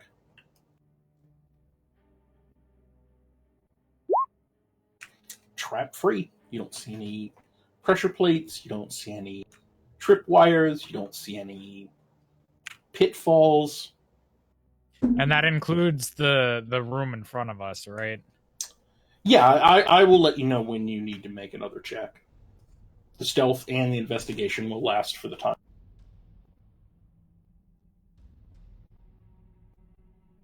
All right. Anything up there? Hey. We come. All right. I'm gonna turn back. Wait, I think I did I'm something. gonna turn back before I went the wrong way. I go too far. I hit a plate. Okay. Yeah, you turn back before you go too far. Clipper, you're okay. I think you should be able to see everybody, right? Mm-hmm. T, I'm just gonna drag you up to save you the trouble. Yeah. All right, I'm gonna point that I'm going this way and to wait. Okay, so Rorik, do me a favor and just stop right there. You have not set off any kind of trap or anything like that. However, there is a soft sound of laughter followed by the clatter of shifting rocks coming from somewhere ahead. I'm going to be even more cautious now, and I'm going to go towards where I heard the laughter, Okay. and Yep, you're look heading around in, the corner. yeah, you're heading in the right direction.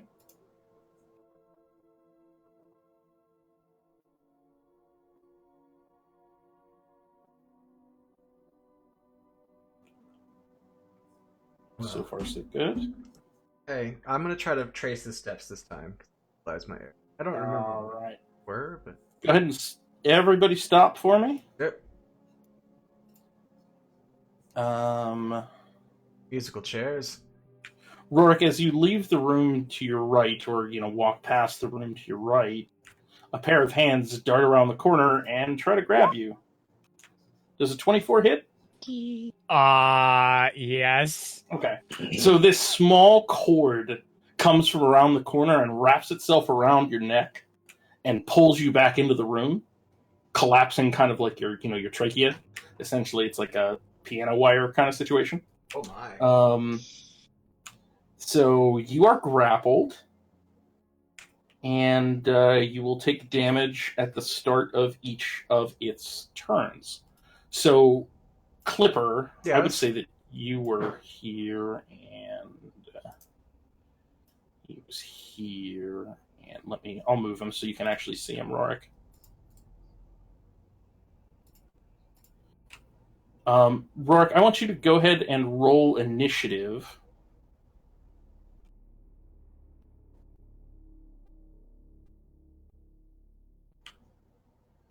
He's going to roll initiative too.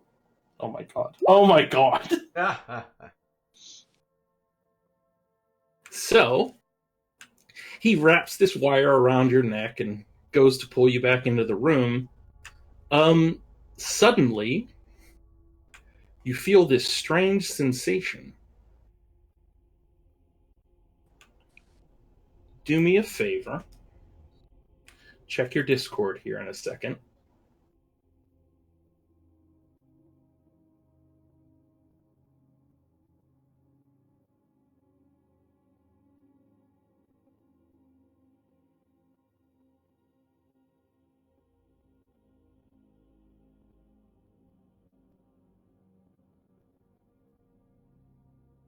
Did you get the message there, Ryan? I did. Okay. Clipper, what's your passive perception? It's 14. Okay. I'll just roll a d20 to see what happens. Yeah, so you hear some type of scuffle from up ahead, and then nothing. Okay, I mean, if I have time to move, I want to make sure nothing happened to my friend Rorik this time again. I don't see him. He's gone. My gun is out, and I've got a torch, and I'm looking around.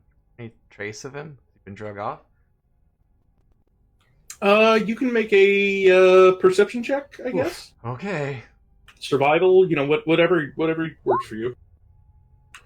Yeah, so you actually can follow his footsteps, which is a little bit strange. He's normally sneakier than that, but with a 9, he wasn't as sneaky as he normally, which might actually work to his benefit. You see his footsteps kind of lead up this way. Let me make sure I'm on the right layer. You can actually see the arrow, right? Yeah. All right, so his footsteps go up this way, and then when they start to turn here, they stop, and then there are drag marks back in this direction. Interesting. Okay, back this way where I'm standing now. Back, so it looks like he got grabbed here and then dragged into here. Okay. I'll move over there. I'll say, there's something wrong, and I'm gonna investigate the room for something. Look at the walls. I will try to help if I can get over there. I don't know. Yep, Somewhere. follow. Ooh. I'll kind of guide you through. He went up this way. And then over here. And then up here. We're doing the clue parlor scene. And then over here. But he couldn't have been there because he was killing Mr. Body in the study. Well, he's clearly Okay. not here. Was I assisting, helping? Sure, you were assisting. Yeah, you assist Clipper in his investigation check, and as best as both of you can tell, whatever grabbed him was standing exactly where Clipper is, and Rorik was in the space to Clipper's left, like right here, and then they were both gone. Could it have been teleportation, extra dimensional shifting? I don't know how these things work. I don't know, neither Perry maybe would know, or I guess, or he seems to. I don't know. No. Yeah, Perry will begin try searching the walls. Okay, yeah. Make any kind of a perception, investigation, whatever you would like to make.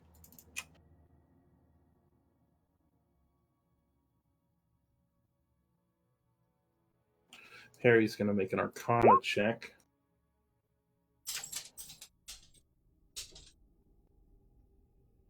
Okay, yeah, I mean, you check all the walls, you're looking around, you don't see any loose bricks, you don't see, you know what I mean? It doesn't look like they disappeared into a hidden room, there's no trap door, there's nothing on this.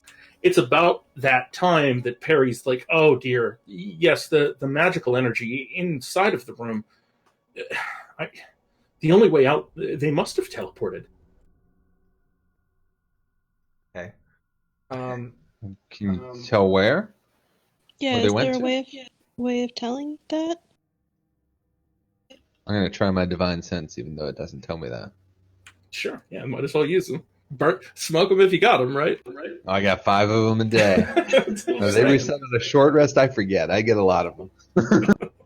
What does it detect again? Because you're a specific type of boy.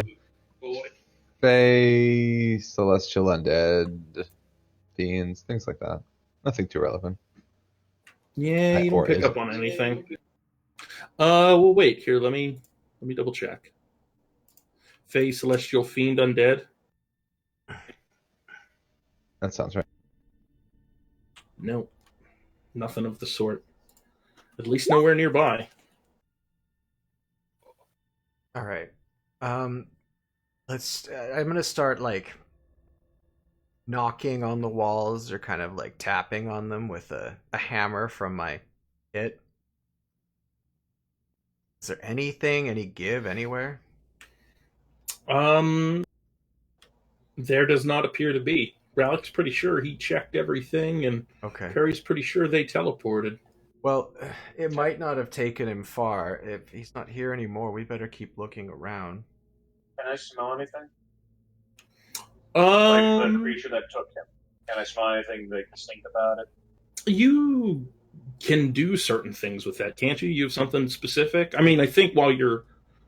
So I guess what I would want to know first is, are you transformed? Because that'll be... I do not need to be transformed to do the smell, but I can be anyway. Yeah, I'm just double checking to see if you are or you are not.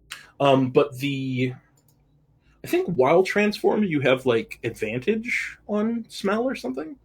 Oh, I need to double check that. I'll transform and do the smell. So you do not need to transform to have heightened senses. Starting when you choose this archetype at 3rd level, you have advantage on any perception check that relies on hearing or...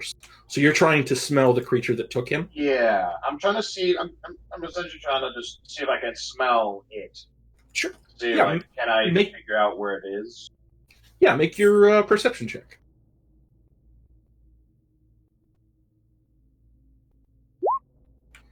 Yeah, shit, with a 22.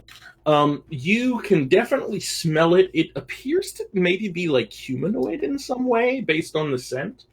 It was in the room that everybody is standing in, but a much stronger scent of it wafts off to your left. All right. I'm going to notify everyone that I smell something funky over in the distance over there. Well, we'll follow you then, Eligor. It seems like you've got the trail.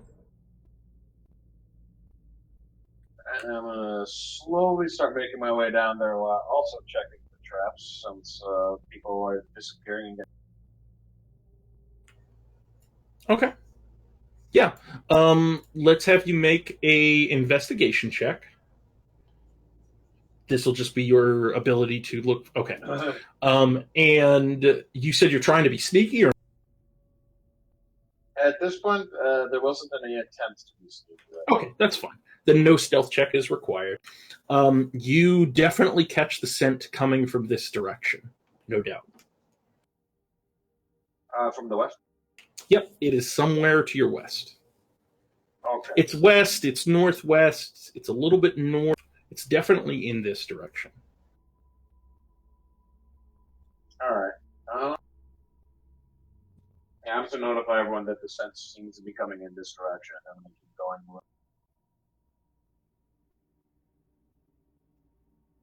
going. Right. You said west, northwest? Yep, it's coming from west, it's coming from northwest.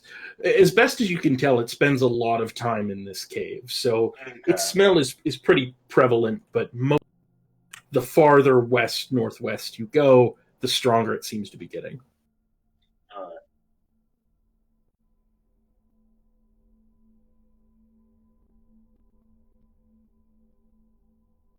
From here, does it smell more like on the northern edge or the southern edge? I would say that since you rolled the 22, we'll say that you definitely can sense it more to the south.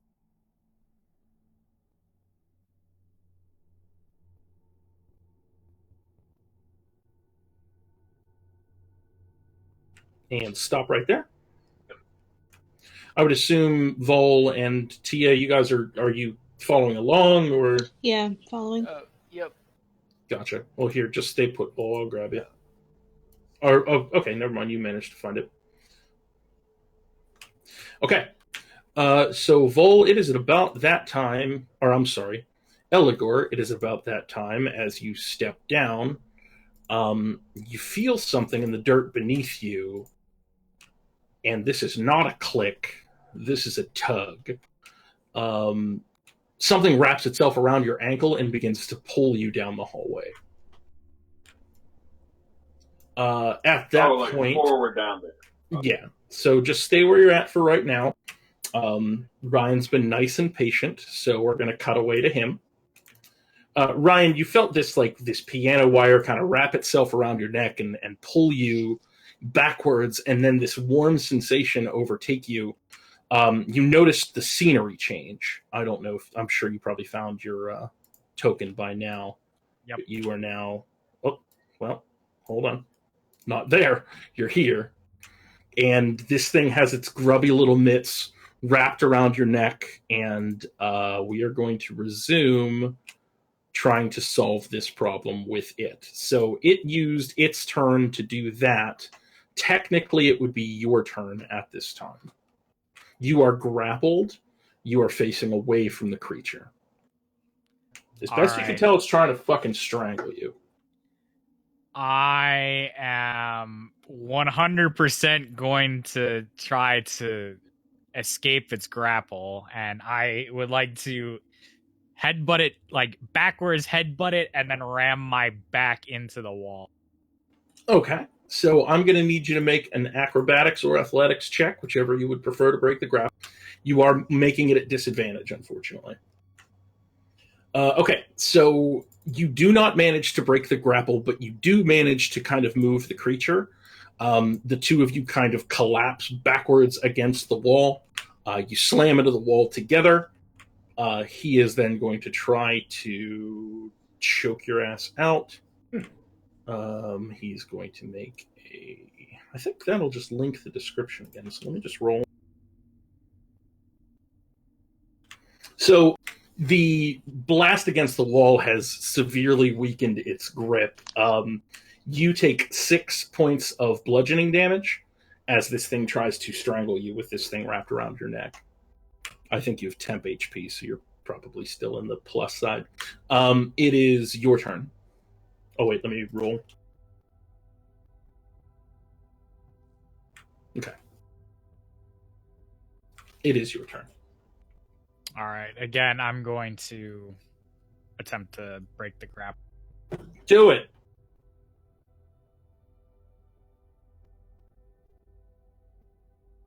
So again, you're pulling and prying at this. I guess it's more of a rope than a piano wire. That's a bit violent. But you're pulling at this around your neck to no avail as he tries to choke you out again. You're going to take 9 points of bludgeoning damage as he tries to choke you out. It'll then be your turn. I should put on something a little bit more fitting here, huh?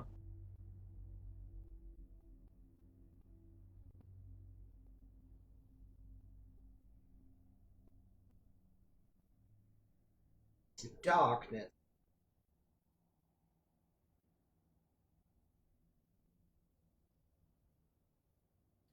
I again try to escape.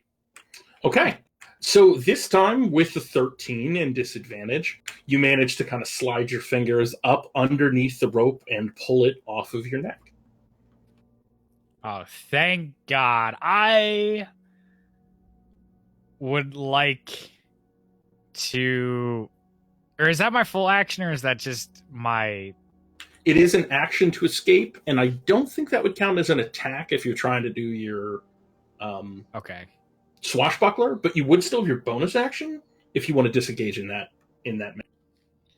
Yeah, I'm going to use disengage and run away.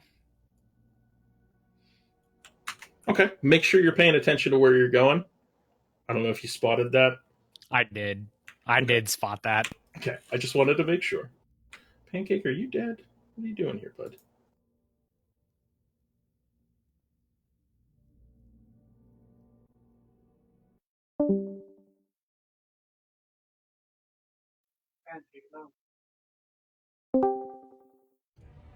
There we go.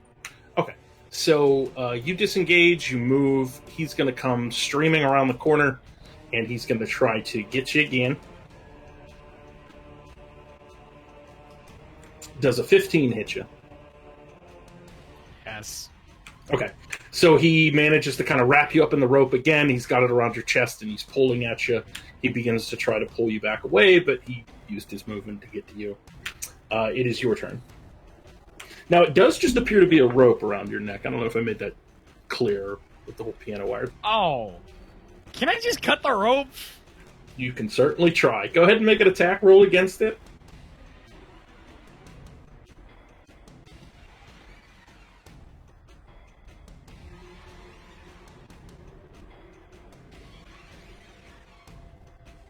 So you get your knife up and underneath it, and you start to cut it away. You have not yet cut it away. You're making progress, but it's not through. I'm just gonna use my second hand and just attack it again. Okay. My other sword. Yep. With the 12, you manage to cut through the rope. You have freed yourself. The creature growls angrily. You've cut its favorite rope. All right. Now, does that... I made an attack against rope. I don't think that counts for swashbucklers, does it? So, with the swashbuckler, do you have to attack that target or any target?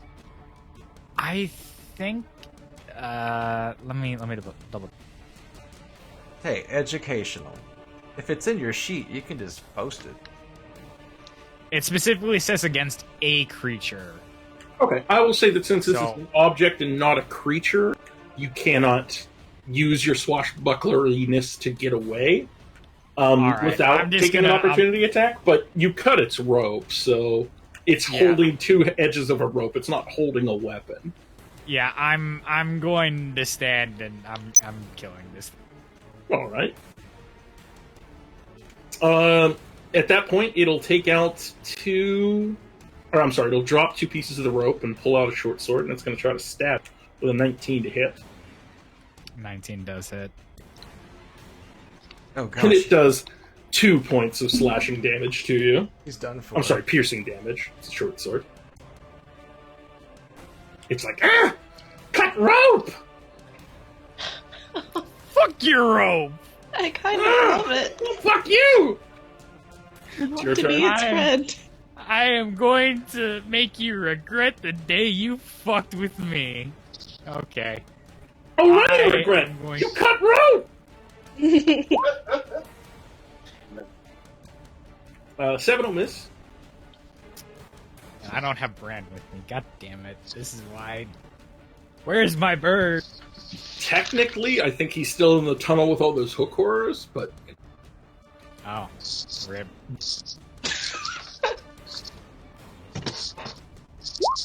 that'll hit. Okay, you do 8 points of damage to him. Ow! Come and get me, bitch. Fuck you! Yeah.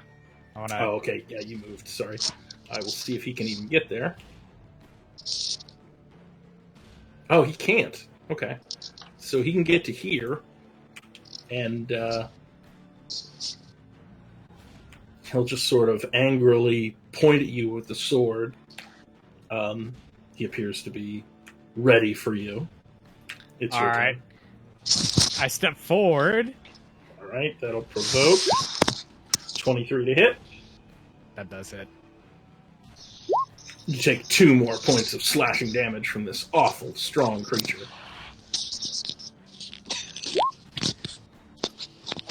This guy is actually going to be the first one that I'm going to be able to do the booming blade on.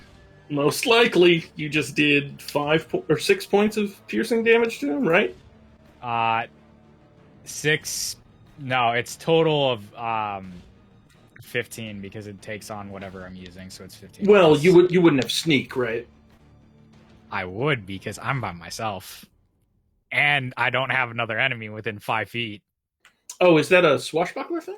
That is a swashbuckler thing. He's If I doing- am the only one within a 5-foot radius of my enemy, then I get sneak attack. He's doing some Indigo Montoya stuff right now. Well, I'm glad that you told me that, because it also took the sneak attack damage then from your first round, and now it looks fucking off. It's like, ah! Yes, and I'm going to hit it with the short sword. So I Is it have bad 15 hit? news. You are not going to be able to booming blade this thing because it's fucking dead. How do you want to do it? I'm gonna just like, finally, this guy's fucking stupid. He's gonna die to a booming blade, and I accidentally just cut off his head. Yep. I like You're how like, you just "Ha-ha!" suddenly turned like into Chicago Elf. Like all of a sudden. Chicago elf. He's like, That's how we do it. yeah, you stick your other short sword in him, and he groans, and as he's dying, he reaches for the 2 pieces of rope on the ground and is like, ugh, bro. And then he fucking dies. Oh. So we're going to cut back to the main group here, because we'll say that happened while they were looking for you. Eligor, you have been grabbed because you rolled a 0 on your investigation check. Let's see what this thing can do. Oh, I guess it does still technically have to hit. So let's see if it hits with advantage. Does a 20 hit you? Yeah. Okay. So you have been wrapped by some tendril around your leg. You have been grappled. You've been pulled forward. So I guess you're not technically prone, but you are going to be pulled. How far can it pull you?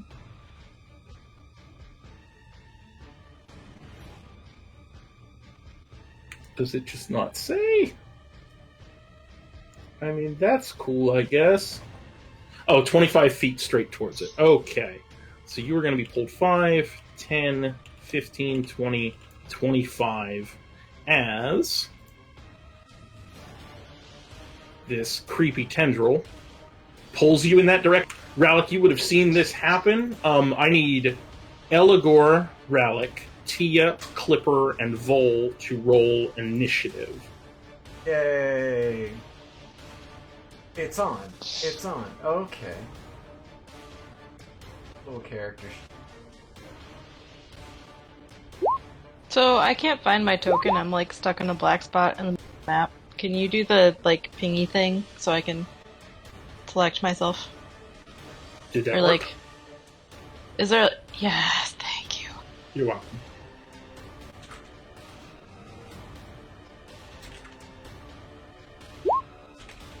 Oh shit, that's real fast. Oh god, I forgot I'm recording.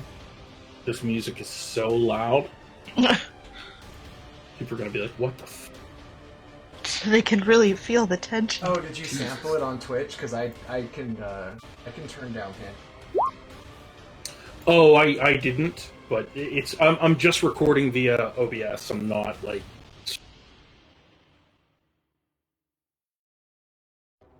Alright. I think we're ordered. Now this thing needs to go. Now I think if I roll while it's still on the GM layer, it hides its initiative. Is that right? Yes, I think so.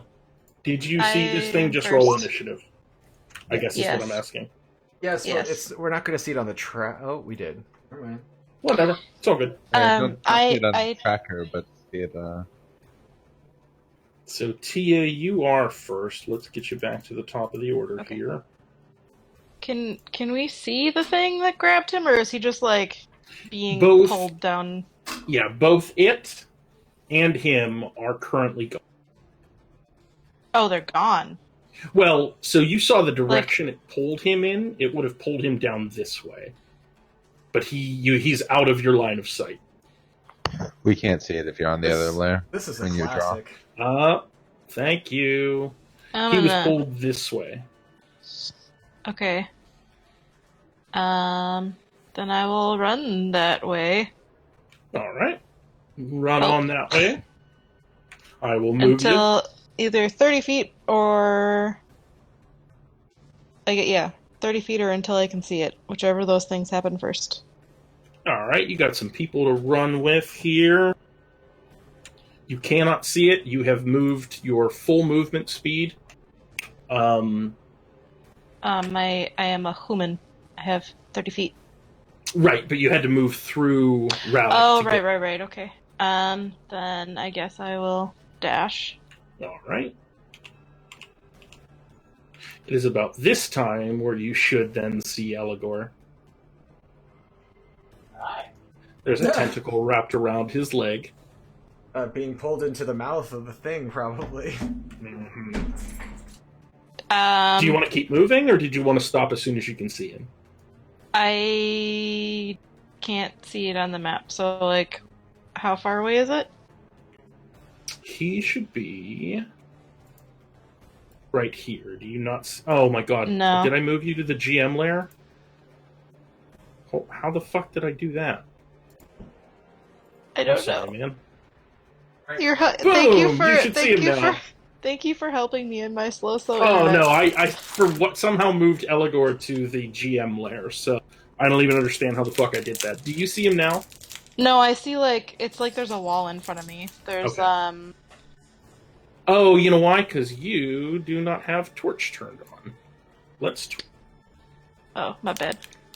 Now you can see. Oh god! I just see Eligor with the tentacle. Oh no. Yep. I will yell back to the group. But Eligor has a tentacle wrapped around him, and then I guess wait for my next turn. Oh wait, no, I have a bonus action yet, don't I? You sure do. Shit, yeah. It's like I haven't played in a month. Right. I will toss Peterbilt into the fray to attack Cool. the tentacle. You can definitely attack the tentacle with a 20. Let me get this thing's character sheet back up because I closed it for some reason like an idiot. Peterbilt go whirr, beep boop. Oh yeah, so you definitely managed to hit the tentacle, just barely. But you do 8 points of bonking force damage to it. It still has him, but it looks real bad. Good. Let go of my friend. He's like really strong and stuff and useful. Give him back, please. Thank you. Rallick, it is your turn. Rallick will follow.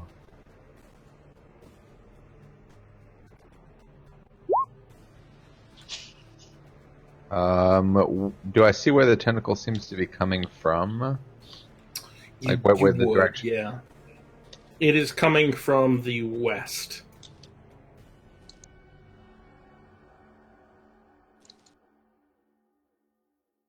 Gonna try to grab everyone's Rallic, isn't he? Eligor?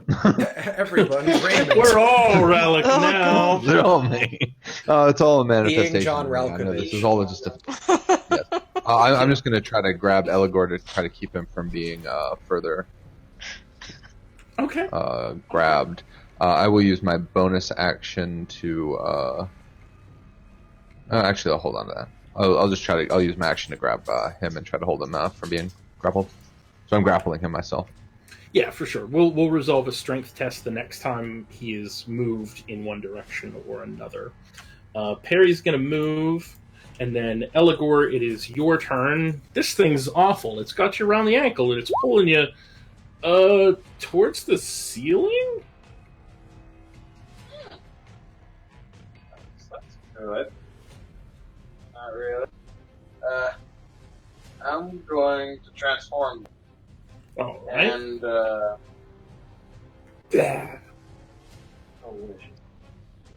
and I'm going to. I guess I'm gonna try to attack the tentacle that's. Okay. Yeah, so it's a bonus action to transform, I think, so you should still have an action to make an unarmed strike. Actually, a better question. Can I like resist against it, or like try to just unwind the thing, or like just pull it off? I would say, based on the way this is written, no. You can either destroy the tentacle or destroy the body. Gotcha. Okay, then yeah, I'll try to like reach up and attack the tentacle. Like, Yeah, you should have one attack to make it this thing, I think, with your action.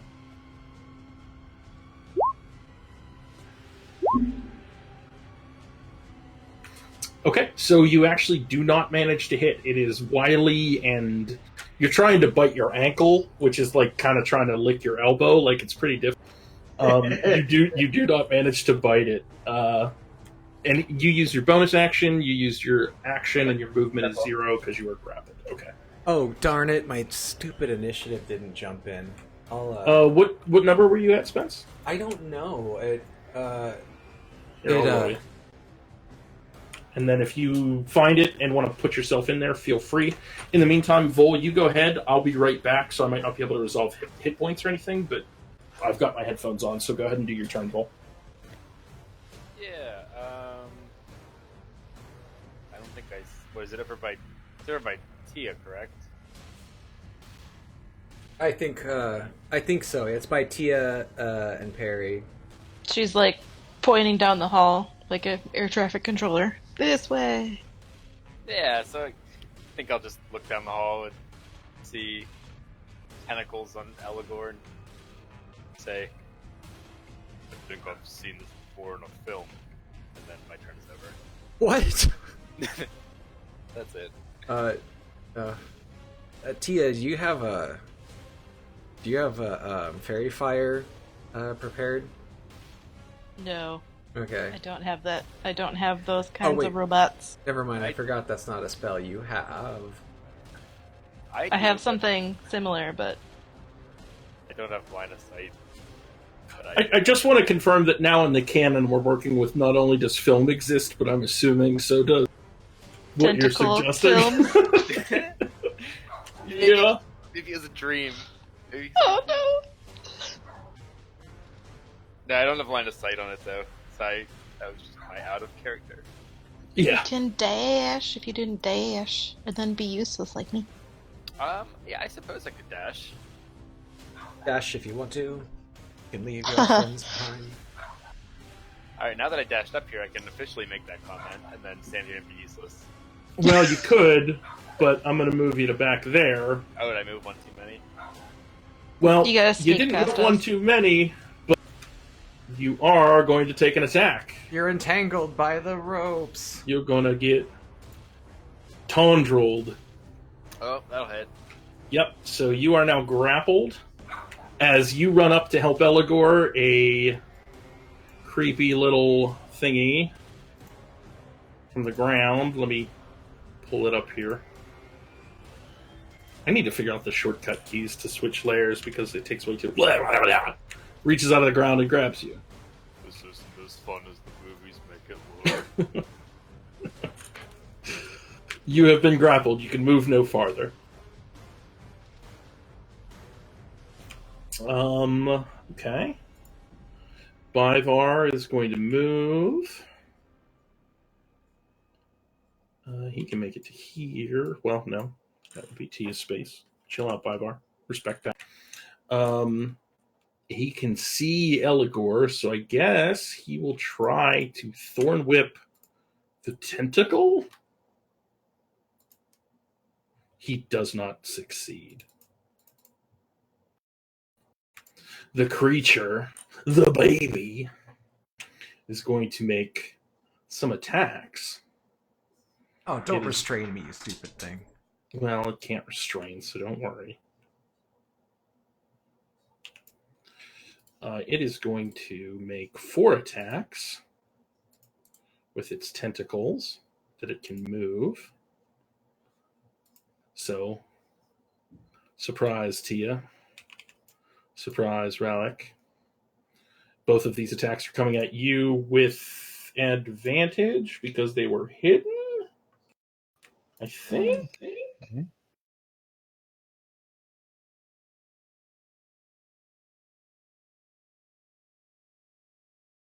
All right, let's just do this. So Tia, Rallick, Tia 18, Rallick 14. No. Yes. All right. Tia, you have been grappled. Even though it missed? Oh, you said miss. I thought you said yes. Oh no, I can. Yep, I could see that. Nope, missed. Yeah, that's what I thought you said too. Missed. I will enunciate better. All right. So it tries with those two, and then I guess I don't think it can really attack if it's already got you to grapple. It's going to pull Eligor up towards the ceiling. I was trying to resist that. Does So it'll Peterbilt try. Does So Peterbilt get an attack of opportunity? Well, I guess let's see if he even manages to pull him away. So, Rallick, go ahead and make an athletics check. You do not manage to resist as the tendril pulls closer. I will say yes, Peterbilt will get an attack of opportunity. Cool. Let's see if he hits. Tiny little robot arms. I just want to point out that if he hits, which he's done, he's Shit. only hit twice in the whole campaign, and they've both been on opportunity attacks. So maybe I need to change my ruling. Go ahead and roll damage. It doesn't matter. The tentacle is dead. Fuck! God damn it. Yeah, so Peterbilt finds the rope that the tendril is coming from and just smashes it, and it shatters like glass. The thing roars in anger, as does the GM. You know what? Clipper, Bad it's your guys are turn. gonna die way too soon all the time. That's alright. Alright, so Clipper's not gonna be able to get too far, so let's see. Oh boy. Let's see what I could see from here. Oh, I see a green boy. At Tia. And that thing's still alive? Yeah. Yeah. Phew. I mean, does it have any cover? I would not say that it has cover. It's a pretty long tentacle. Okay, So. I'm gonna start shooting at it. Sorry, Tia. I'll do the extra damage round. Alright. But why sorry? Is that it? So a 19 actually misses. Okay. They're hard to hit. They're kind of whipping around all crazy. Right. I mean, if it doesn't seem... That's okay. I'm gonna try this again. I'm gonna do a action surge, and let's do one more. Ah, should have used my Darn. stupid point. Anyway, thank you for playing. Thank you. From farther south, which seems strange, some additional tentacles appear. No. You know, I'm starting to think that getting dragged away was a better option. And speaking of which, after what did you guys went 4 rounds? After 4 rounds, or I guess after 2 rounds, because you know what? Fuck it. Go ahead and highlight your token and roll initiative. Rurik. I would say that because they spent some time looking for you and you spent some time fighting, it's around the time that the top of the round comes that you're going to hear sounds of combat in the distance, and we'll resolve that when we get there. We are going to put this guy on the appropriate layer, and we're going to make 3 tendril attacks. 1 at Eligor, 1 at Ralik, 1 at Vol. All the tanky boys. Eligor. I will protect Eligor with my reaction. Right. Vol, 20 to hit. Yeah, that hit me. All right. So you're already grappled, so this one is just going to do damage to you, which is... Wait, did the tentacles not do damage? Is this thing just stupid? Yeah, okay, the tentacles don't do damage. So it, I guess we'll just say, tries to grapple you and pull you to the other roper because they're going to fight over you. So now you're being pulled in 2 separate directions by 2 separate ropers. I'm going to roll 1d6 bludgeoning damage. You take 6 bludgeoning damage as these things try to pull you in separate directions. So jealous. None of them like me like that. And he tried to love you, and you rejected him. Don't blame him for moving on. Tia, it is your turn. Oh, my token You did are a weird thing. No, I'm not. That's right, it missed, it didn't. Yes. Yes, I'm sorry. I speak poorly. The like this clusterfuck that is going on below me, where Peterbilt is. I guess, are any of these things injured down here that I can tell? Probably not, because it's a big old mess. I would say nothing is injured except for the one that Peterbilt smashed into a million pieces. Vol is injured. Okay, well, I'm gonna have Peterbilt try to hit the one, or one of the ones that's holding Vol. All right. Keyword Roll away. attempt. And actually, Vol isn't even hurt. He's only had temporary HP taken away. Still, he's being hugged by too many things, and I Right. don't like it. I clicked the thing, and maybe someday it will actually show up in chat. You're good. 16 will miss. Peterbilt okay. is back to his normal self. And then Rosie is gonna go at the one that's next to me. All right. That is a wisdom save. 6 damage. Or none. Oh no! How? It has no brain! It is wise. What is this? Wise beyond its years. That's it. That's my turn. Relic. Tentacles and shit. The ropes themselves, is it on the ceiling? That one How is. far yeah. up is that? Yeah. It's How high definitely is the within ceiling? melee range. The ceiling's maybe 7 feet tall. So it's probably at least 1.5 feet tall. Can I move through the tentacle square? Or, Yeah. Can I move through I'm with the Eligor square. How's that? I'm gonna charge up and swing with my sword. Swing away. Oh, not a sword. It's a cleaver. It does have flesh. Well, I don't know where that plus is. I think I'm still. Anyway, it's 12. Yeah, the 12 does not hit. That's it for my round. Then. Or actually, no. I'm going to use my bonus action to cast Shield of Faith on myself. Cool. Shield up. Rurik, this awful creature lays dead at your feet.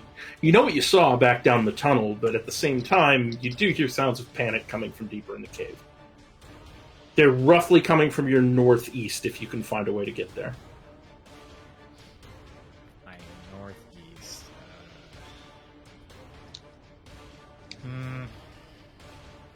Okay.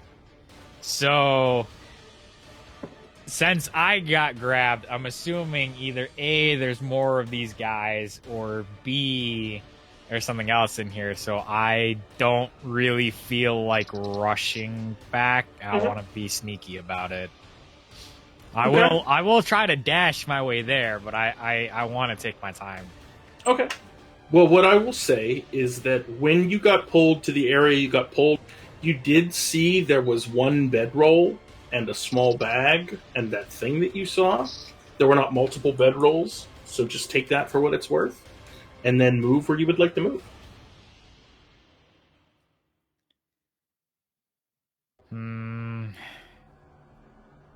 I'm also afraid that I'm not going to be able to find my way back if I go further in. So I'm going to go back for the stuff. Do it. Yeah, I would say movement, and if you bonus action dash, you can easily make it there. Yeah, I'm just doing that. I'm gonna just use all my bonus action to do movement. Yeah, you won't need to do all three to get there. You can move and bonus action move to get. There's a chest on the ground. It's just it's not very big. It's like maybe like a jewelry box is a better way of explaining it, but it's tall, right? Which is strange. So it's maybe like 9 inches tall, but like the normal size of a jewelry box. I'm gonna open it. Okay. Yeah, you reach down. There's no lock. You flip open the clasp, and there is a few things inside. Well, I guess what you would see is what appears to be something rolled up in a bag, essentially. Not a bag once you take it out and actually investigate it. It's all wrapped in a cloak. There is a small knife. There's a set of thieves' tools. And underneath that, there's a shitload of silver. All right. I'm gonna put on the cloak. I'm gonna holster the dagger. All right. I'm gonna take the money. All right. I'm gonna go and see where was his bedroll. Is there? We'll just say it's where you're standing for the sake of ease. Yeah, I'm just gonna check his bedroll and his bag. Yeah, I mean you find rations and not much else. There's no journal. There's no additional items. He's living light. Everything was in the chest. But as you begin to kind of like count the silver quickly, as much as you can do in 6 seconds, there's a lot of silver. I just take all of it. Just sure. Shove Do you it just in the want to bag. like? Let's go. Yeah. Do you just want to like close the? You could easily just close the little jewelry box thing and stick it in your backpack. Yeah, I'll do that. All right. Yeah. So for the sake of bereavement, then, bereavement. Wait, that's like getting laid off or somebody dying. That's totally not the word I was looking for. All right. Perry's turn. Perry is going to cast Magic Missile. Who is grappled? Vol is grappled. Perry's going to cast Magic Missile on the things that are grappling Vol. He'll aim at... We'll just aim at one for now. Okay. So Perry manages to completely explode one of the tentacles that is wrapped up Vol. And well, you know what? He would have had to direct all missiles. So, okay. One tentacle down, Vol.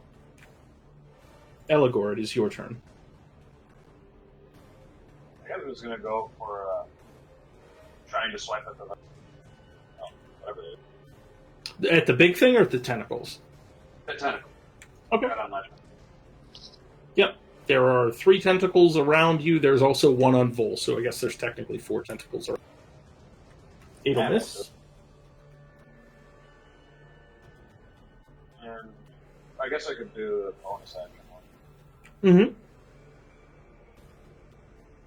16 will miss. That'll be. All right. Vol, it's your turn. You're grappled. Yeah, to roll what save to get out of it? You can either use athletics or acrobatics, whichever you would prefer. Equally as terrible. Yeah, here we go. Yeah, you try to get away and you don't. Or wait, no, I got to make a contested roll. Yeah, you try to get away and you do. So, yeah, I mean, I think. Is he the attacker in this case, or is it the attacker? I think he would win. 12 on 12? I think you win. We'll just say for now that you break the grapple. Yeah, right. Cool. That's my action then, right? Mm-hmm. Yeah, I don't think anybody looks hurt yet. You are the only person who's been injured, and you only lost temporary hit points. Oh, my temporary hit points. Yeah, as a bonus action, I'll just tap my staff to the ground and wrap some of the dead vines up around it. Up some of the dead. Was it vines? Yeah, it was vines. Up around it. That's my shillelagh. Sick. Okay. Yeah. Byvar is gonna go. He'll just cast Thorn Whip to keep things moving. He's going to attack the tentacle that is still on you, not grappled you, but in your. He does not manage to hit it. This thing is going to make 4 tentacle attacks. It's going to make 2 at Rallick. It is going to make 2 at Eligor. And it's going to move the tentacle to the appropriate layer so that it can actually be seen. Alright. Rallick, Eligor. Rallick. 20 to hit. 20 gets it. Alright. So the other one won't really do anything, but we'll roll it anyway. Eligor, 19 to hit. Eligor, 15 to hit is obvious. Okay, Rallick, you have been grappled. This thing is then going to reel you up towards the ceiling. And it's going to make a bite attack at you. So the 20 did hit, right? 20 hits, yeah. I have a plus 19 now. Alright, I don't. And this is on Rallick. This is on Rallick. Okay. I don't think the bite gets advantage or anything, so it hits with an 11, but doesn't hit you. It sinks its teeth into your armor. You notice as you get pulled up to the ceiling, one of the stalactites, thank you, Janessa, is suddenly alive and pulling you towards it with its large, awful maw. It tries to take a bite out of you, but does not succeed. And you stalactite was the one you couldn't trust. Yep. Sneaksy stalactites. Clipper, it is your turn. Okay. I am just really frustrated with the fact that I have not been able to help at all. So I'm going to go down. That's 15 feet, and there's a bunch of tentacles, so I think I wouldn't have walked right into one if possible. But Sure. We'll say that you avoid the ones that you've seen. Oh, gee, I don't even know. Yeah, I guess that's all I can do. Let's see. I will say if you move out of this one's threat range, it is going to try to grab you. Oof, okay. No, you're right, Dungeon Master. Oh, so I guess this is technically where you would have to be. I could share a space with Perry, because it's a halfling. I think he's still a medium-sized creature. Oh, really? Yeah, I think gnomes are the only ones that are technically small. Okay. I think halfling's small. Oh, well. Oh, but that thing is still in... there's things everywhere. All right. You've been surrounded by I'll these stand. things I'll that stand can't here hit and I'll anybody. fire at the impossible to hit thing. So, with ranged attacks, does that seem like it would be more difficult? Just like tactically speaking, with my hands and my ideas? No, I don't think it would be any more difficult to hit. And you're right, halflings are technically small. So thank you for that clarification. Yeah, it's not a good place. I shoot it, and then... Oh, shit. Oh, well, that pissed. That's Sure. all I can do. Yep, you hit. What are you shooting at? The tentacle just that's still in... Because I just need to be able to get some space for everybody. Okay. Pew! It dies. Alright, The then little I'll tentacle. finish my movement, and Yep. then I'm out of... That pistol's not a light weapon. I will make my character work someday with the artillery. Yeah. That's it. All right. Next one of these guys is going to go. It's going to have to pull some fucking shenanigans to try to find some prey here. Yeah, I think without crossing into another's square, only two of these tentacles can try to hit Vol. Vol, so incoming tentacle attacks. Again,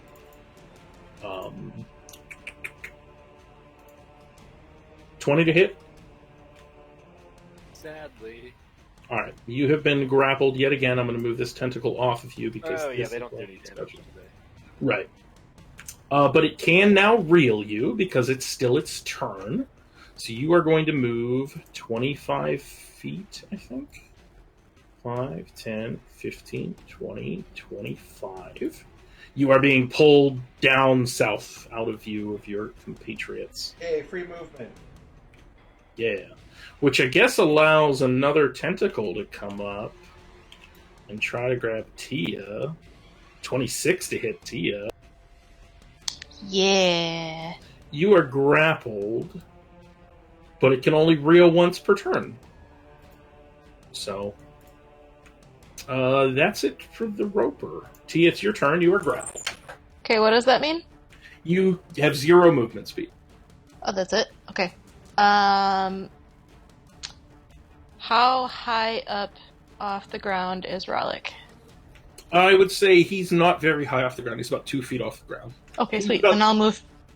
What, 5? At least 5 feet tall, right, Relic? Oh yeah, I think I'm pretty tall. Yeah. So this thing is also only about 8 feet off the ground, and it's kind of... So his feet are probably only 2 feet off the ground. Oh yeah, I'm 6 Neat. feet tall. I'm gonna move Peterbilt, basically one square diagonally to here to try to hit the thing that's holding Relic. Okay. Give him the business. Oh shit! You hit. Yay, Peterbilt. Oh, you destroy the tentacle that is holding Ralik. Ralik, you are released and dropped to the ground. You fall about 2 feet. You land on... Great success. And then... Oh, good.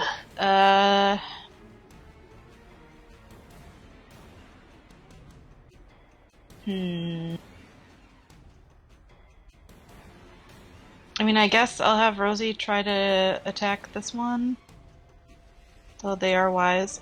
Why? I don't know if it's pinging. It's not pinging on my end. It's alright. The one that's in front of Perry. Alright. It is not wise. This one is real dumb. Is 6 enough to knock it out, though? It is not. But it does seem to be withering away with your necrotic damage. Good. Yeah, that'll be my turn, I guess. Cool. So you are still grappled, I believe. We didn't do anything about that. Nope. Ralik, you are no longer grappled, and you are in front of the awful creature on the ceiling. I will bring the cleaver up in an overhead chop. 15. It does not hit. You try to, you know, it shatters, not shatters, but clanks off of the heavy carapace of this creature, deflecting. That's it. Rorik. Everything's All okay right. down here. Everything's all right. You feel good. There's a lot of Everything is okay. screaming, but other than that, Guess I'm gonna just run like hell and try to get there and okay, be as observant as I can along the way. sure. Yeah, give me an investigation check as you go, and just make sure you're keeping track of your 90 feet of movement.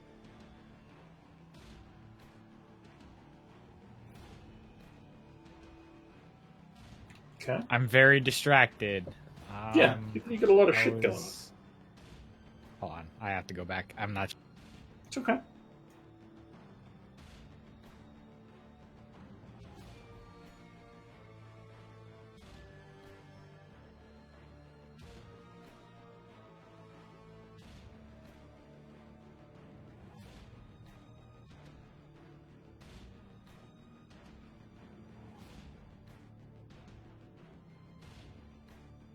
You can go on to someone else while I do this.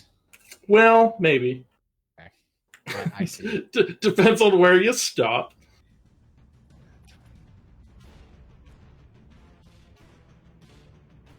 So when you get there, you feel a strange sensation, and you look over your shoulder and realize that that was an illusory wall that you just passed through. Oh. So this thing's lair was hidden.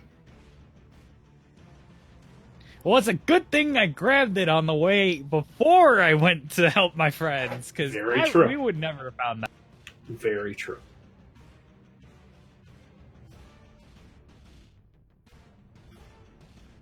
I think I'm at 50 at Okay. this one.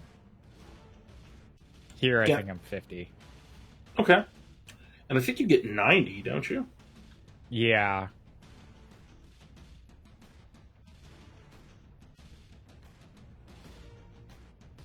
Okay, so it's when you reach there that you realize that there is light pouring in from your west. So I guess, your right-hand side as you run south. So the left-hand side of the map. There's light coming in from over here, is what I'm trying. You see an iron gate that appears to be somewhat ajar, allowing the light into the cave. You smell fresh air. And I still hear them coming from north of me. Yep, you hear the chaos coming from your northeast.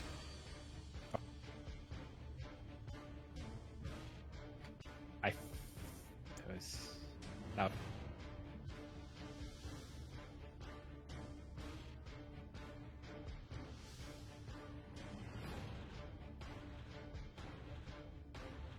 All right, and it's about right there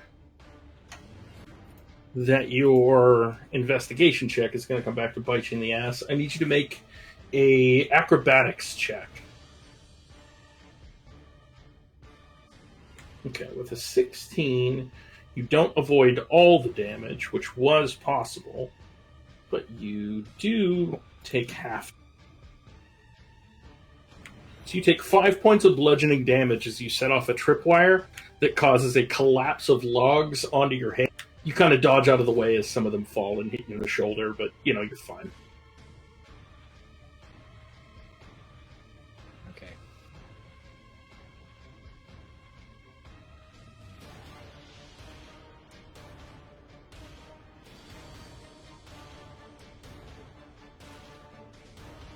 Okay, I think that's the extent of my movement. Okay, cool. Yeah.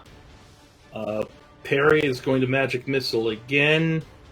I guess with Tia, I think being the only one gripped that he can see, he'll do that one. Tia, the tentacle gripping you explodes as it's 44 plus, which is going to break the HP threshold. Excellent. That'll do it for Perry. Eligor, it's your turn. I'm gonna keep attacking. Do it. You hit it. You do a lot of damage to it, but it's still alive. You hit it. It's dead. It had 1 HP. So, I guess I'm just gonna stay here. So, Okay. Vol, it's your turn. You're grappled. You have no movement speed. You're being pulled to the south. Oh boy. I guess I'm just doing a check, right? If you want to escape, yeah, you can attack the thing if you'd rather attack it.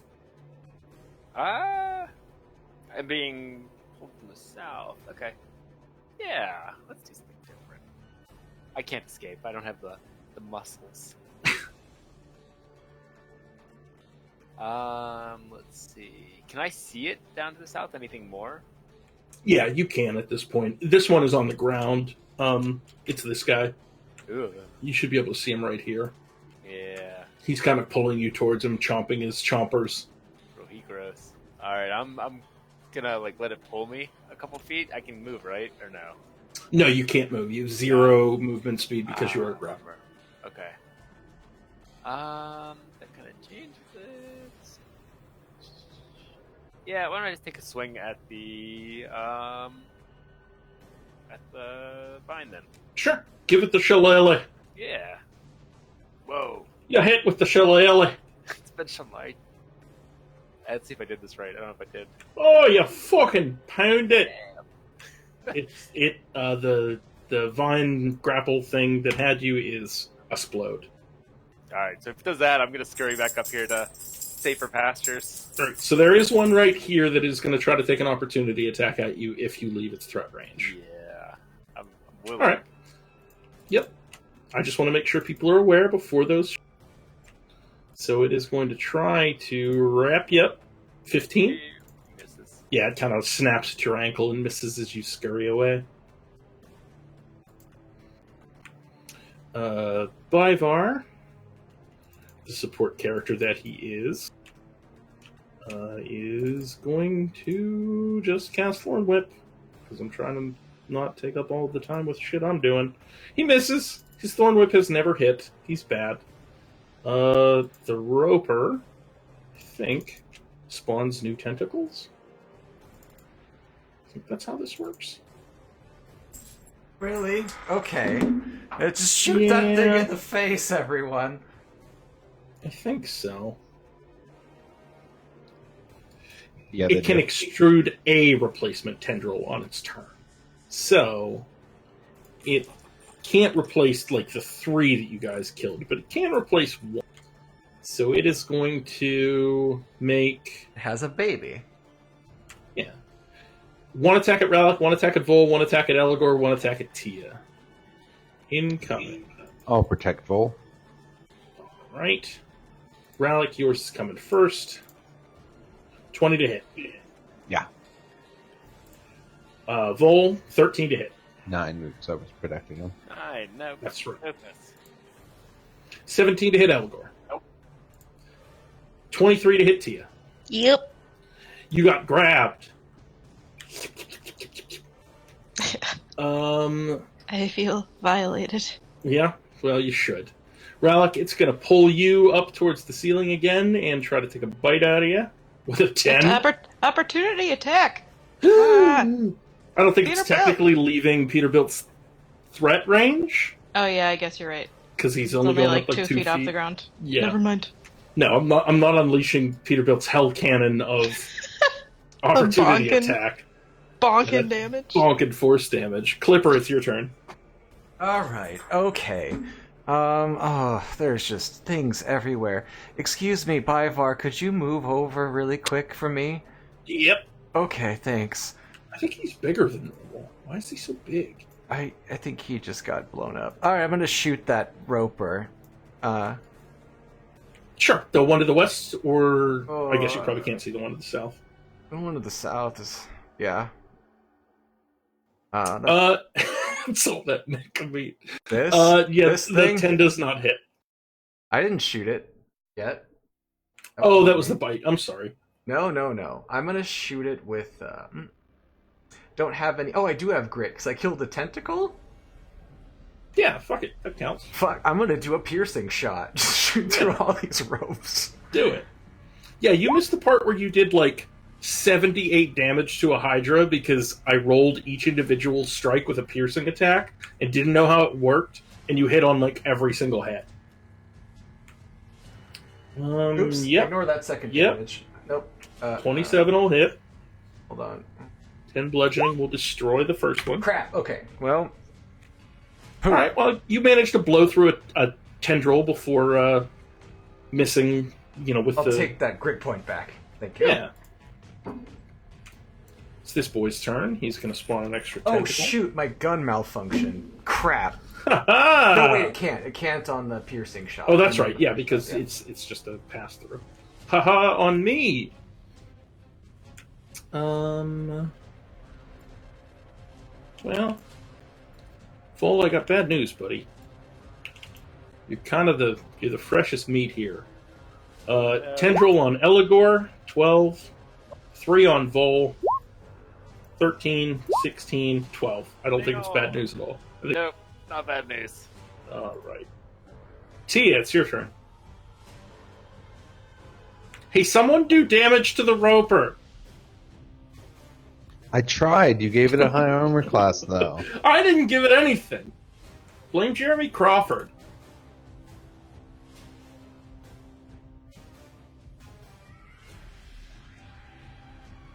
Sorry, I was muted. Okay, so I am still grappled, yeah? You are still grappled, yeah. Okay. I'm gonna use Peterbilt on on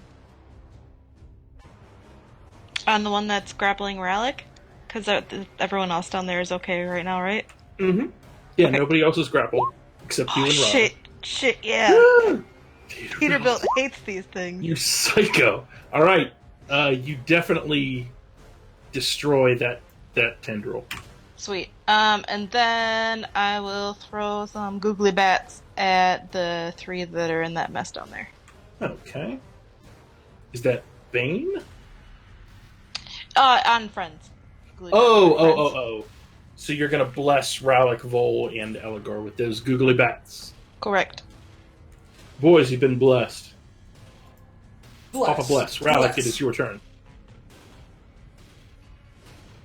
Now you've been blessed. I will chop.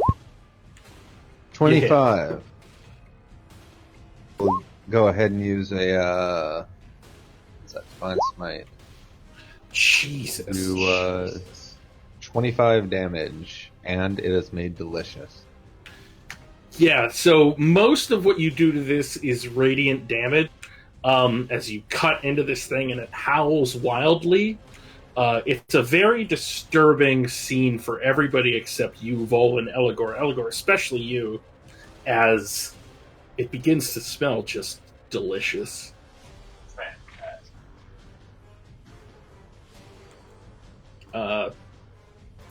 Rurik, panic coming from the northeast. All right, so I can see the lake, so I know I'm heading in the right direction. That is correct.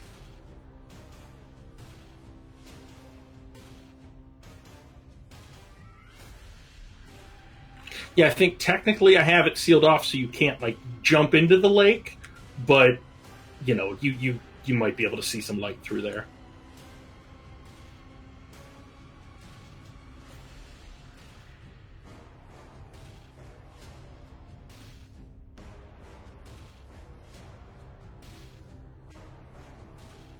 Okay. Oh! So, yeah, when you get there, you're able to spot the roper, which is not looking in your direction, nor does it have any tendrils out this way. They're all up north.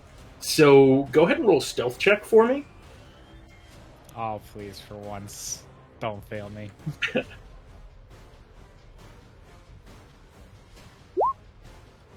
I think because you're unseen, you're probably going to be just fine. Yeah, so it does not notice you run up behind it. Looking pretty beefy, though. It's sitting on the ground trying to pull people towards it. You'd be able to tell it has some pretty thick skin. I'm going to grab a drink, but do what you're going to do. Okay. So I dashed. I have 10 feet of movement left. I'll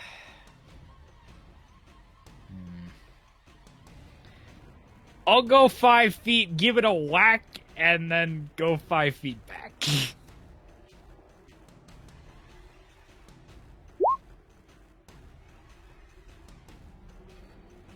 Cool. How would okay? 17. So you try to attack this thing. It does not pierce its hide, and then you're free to move again. I retreat.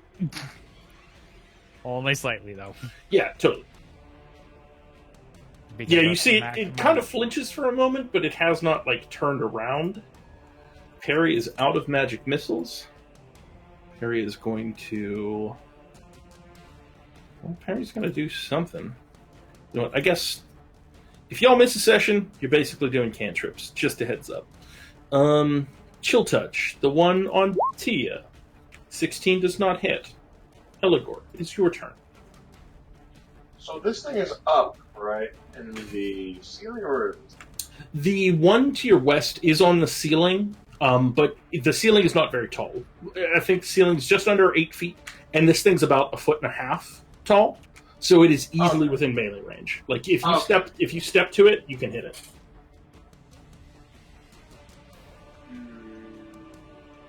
Yeah, I'm gonna do that. Oh, can I be in the same space as this 10? Yeah, that's totally fine. And I should take an opportunity attack going to the east. To the one to your east, you would take an opportunity attack from. It will try to grab you with a 13, which I'm sure does not hit you. In that case, I'm gonna try to get at this thing. Try to pull this thing up. Fuck him up.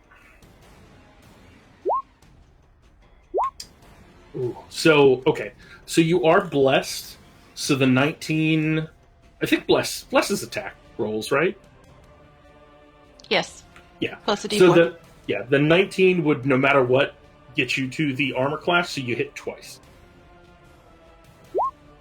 As long as you use bless on that first one, you're good. So 17 plus 5 is 22 points of damage, I think. You do you want to describe? It's not dead, but explain to me how you're mauling this thing with your face and your foot.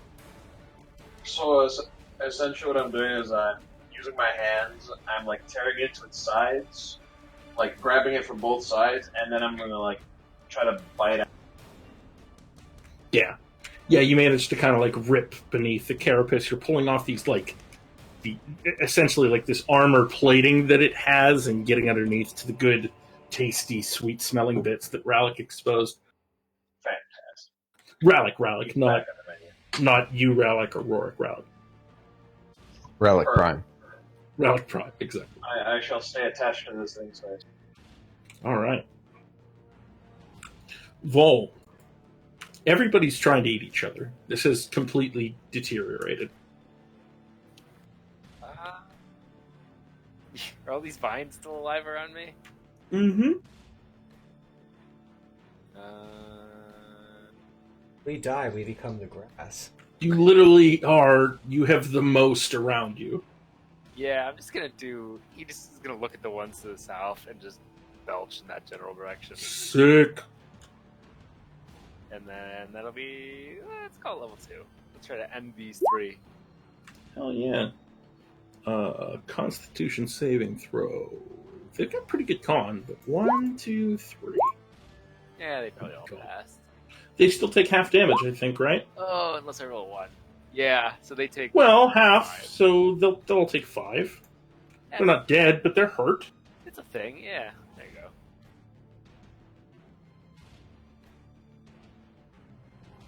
Yeah, you let out a monstrous burp, and all of these things kind of like somehow, I guess, can smell it. And they look awful. Speaking of awful, it's Bivar's turn. He's going to attack the thing on Tia again with the Thorn Whip. And miss. It is the Roper's turn. He's going to create a new tentacle. And so these those four. Okay. So 2 at Rallick, 1 at Eligor. Incoming. Rallick, Eligor. Second one grappled me. All right, Tia. You gonna get pulled because you is grappled, and you're gonna get pulled over to here, and he's gonna try to bite your face. Ouch. Here comes a lot of damage, Tia. Get ready. Oh my god, he does 33 points of damage to you as he bites into your face. Ow.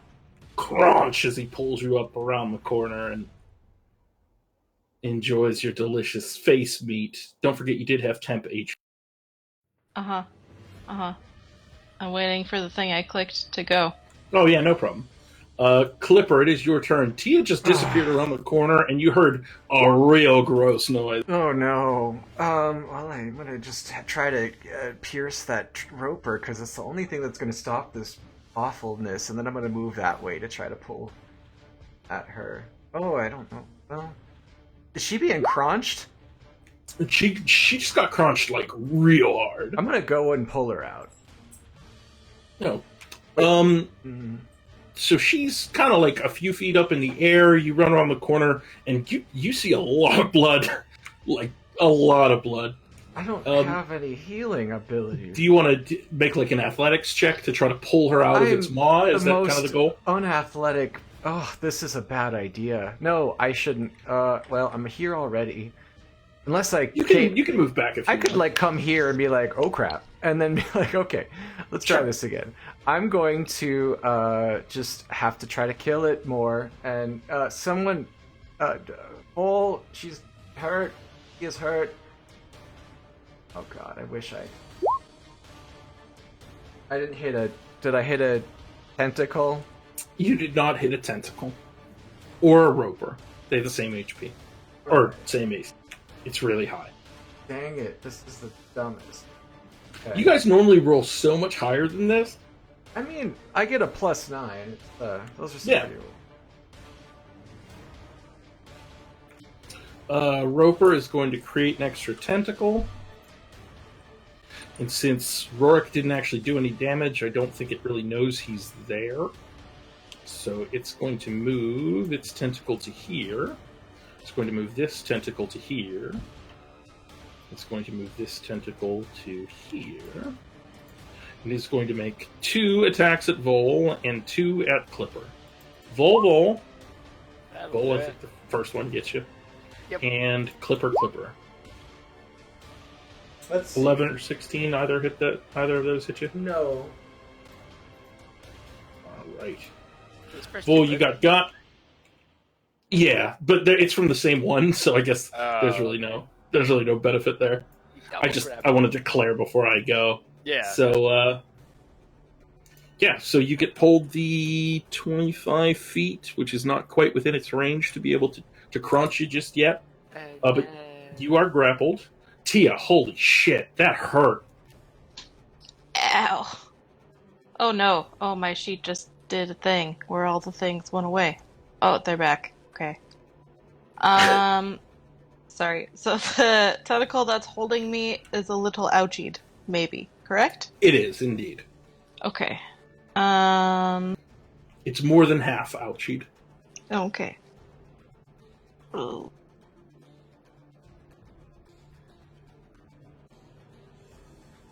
I don't remember exactly this one.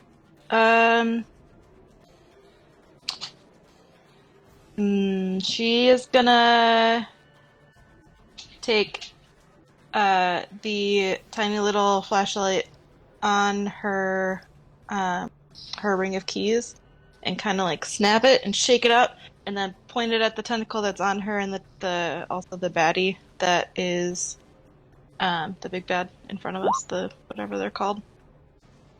And that should be a 14. Okay. Why is my spell save only 14? It is 14 know. is 14 is perfect. So sad.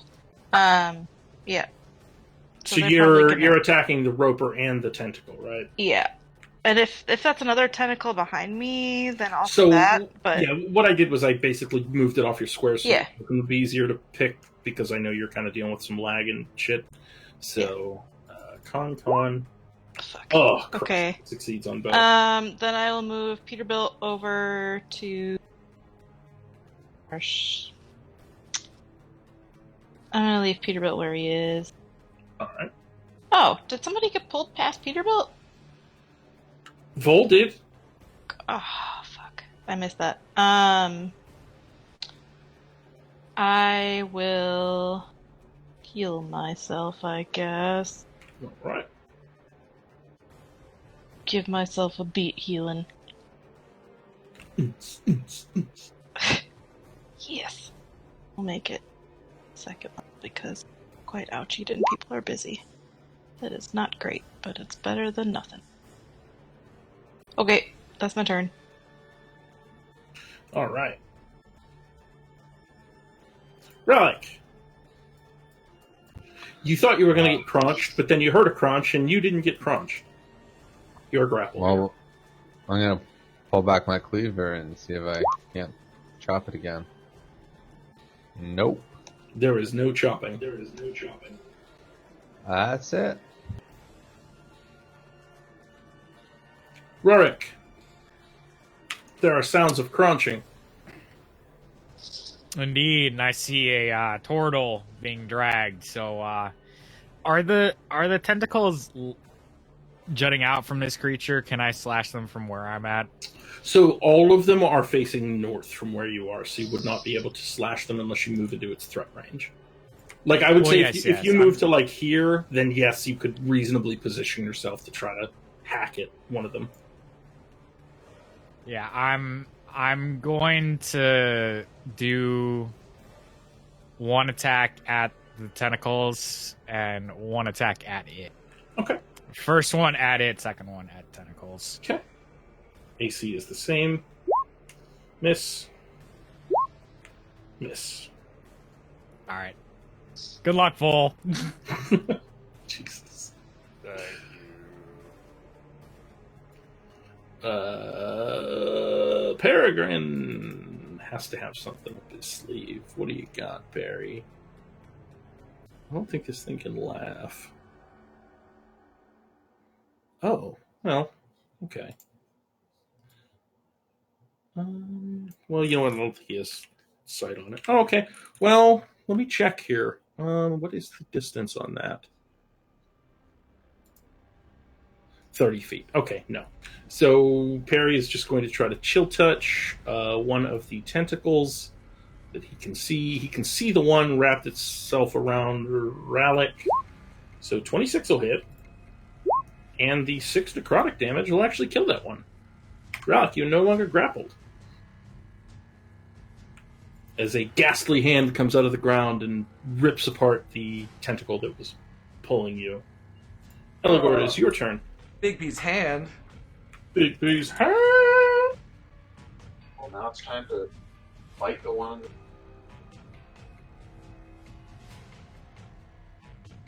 It's a little fun.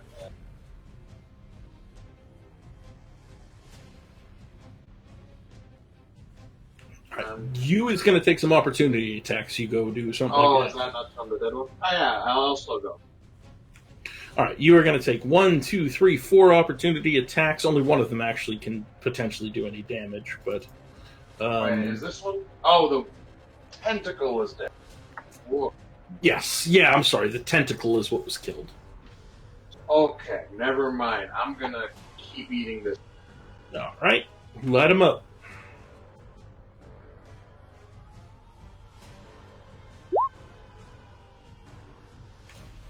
Are you hitting the roper or the The tentacle? roper himself. Yeah, they both hit. There's the Eligor we know and love. Jesus Christ, that's 23 points of damage. This thing looks like shit. I will continue eating. Yeah. You're not sure what smell Relic released from this. You just know it smells delicious. Vol, it is your turn.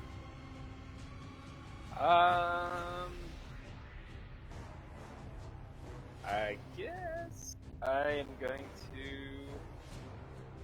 I mean, I have to try to escape, right? Or I can try to. No, I'm going to burp in the general direction of this guy again. You can certainly do that too. Yeah. Let's do that. So it'll hit a tentacle and the guy, I think. Yes. 15 feet. 1, 2. Ah, the guy does not succeed. I don't think he can be moved, but he'll take all the damage. Hey, that's Oh, good. wow. Yeah, 17. Shit. And the higher level cast is 7. The base damage is 10, right? Yes. Okay. You Yeah, kill the tentacle that was attached to you and burp in this thing's face. I'm free. I'm going to run away again. Yes, Actually, you are free and you may run away again. Let's see. 5, 10, 15, 20. I'm going all the way up here this time. I don't want to get dragged back down again. Yeah, totally. All right, that's it for me. All right. Byvar, move. Byvar, Thorn Whip. Byvar, probably miss. Byvar, miss. Roper spawns another fucking tentacle, because that's just what we do. We're going to make a couple of attacks here. All right. So we're going to make 3 tendril attacks. 2 at Relic. Relic. First one hits. None of them do damage. So you are grappled. Yeah, that hasn't rolled below 20 for me yet. Yeah. And none of them do damage, which is the best part. Eligor, 13. Tia, you're about to get crouched again. 24 to hit. Yeah, that hits. Oh my god, you take 24 Oh points of no, piercing I damage. think I'm out. Crunch. Goodbye, friends. Are you dead? I'm at 0. I'm not dead. Who can say Well, it can. Can it swallow whole? I think. I don't think so. I think it does. No, I don't think so. No. No, it's got like false appearance and stuff like that. Spider climb, but nothing on the bite. But you are unconscious. Tia, you see Tia's legs go limp. Also, Peterbilt disappears. And none of y'all are blessed anymore. Well, that was gone. Oh. That was gone with the first jump. Nobody. It didn't affect anything. Oh yeah. I was watching. It's fine either way. Clipper. It's your turn. All right. I this class is so bothersome. I'm out of grit. I'm gonna run over here and stand on Tia's body to protect it. You feel your printer growing in power. Yeah, just growing. I'm gonna go ahead and pull out kind of chuck my pistol over to Perry, and then pull out a short sword from my compartment, and then I'm gonna, as I'm running over here around the corner, I'm gonna fire at the roper, and then gonna attack the tentacle behind me with the short sword.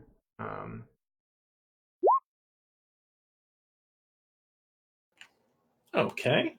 Yeah, the tentacle will, yep. And that'll be enough to kill it. The tentacle drops Tia's body, which she does not take any damage from falling. Good. I've got Tia now. All right. The ropey boy down south produces another tentacle, and then his tentacles are going to make attacks at you guys. Relic, are you grappled? You are. I think so. Yes, I am. All right. 3 attacks coming. 1 at Relic. Hey, it rolled below 20. That's the armor class, though. So that all right. It's going to try to pull you apart like it did to Vol earlier, so you're going to take 1 bludgeoning damage. Eligor, Tendril, 9. Vol, Tendril, 17. Oh no, you tied. You going for another ride, dog? Gonna take you I for can't a escape. ride. Next time I'm going up there and I'm retracting into my shell. Yep. You have been pulled down south. I like the Marvel vs. Capcom 2 reference there, Spencer. Thank you. That is it for the Roper. Tia, I need a what is it, /GM roll, 1d20? Yeah? Sure.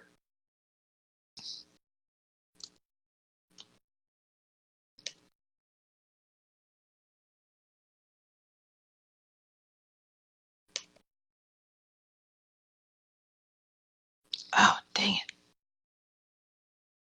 Sorry, I did it wrong. It's all good. While that comes through, Rallic, it is your turn. Are you proficient in medicine, Rallic? I am proficient in medicine. Okay. Go ahead and roll a medicine check while you're doing this. The 21 does hit.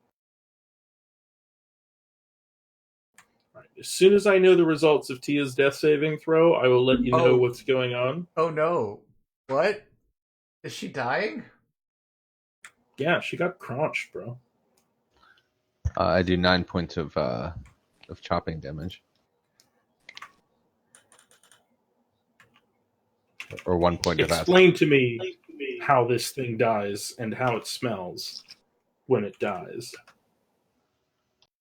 Oh yeah, well we've cut away enough of the rock now that I just slammed the cleaver into the eye and it just kind of squeals and it just has this smell of like of garlic and paprika that's just irresistible.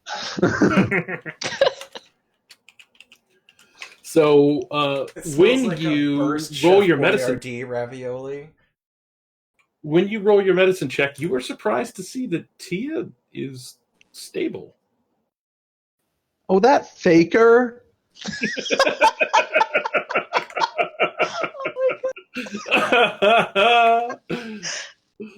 Yep, she is stable. The Roper is dead.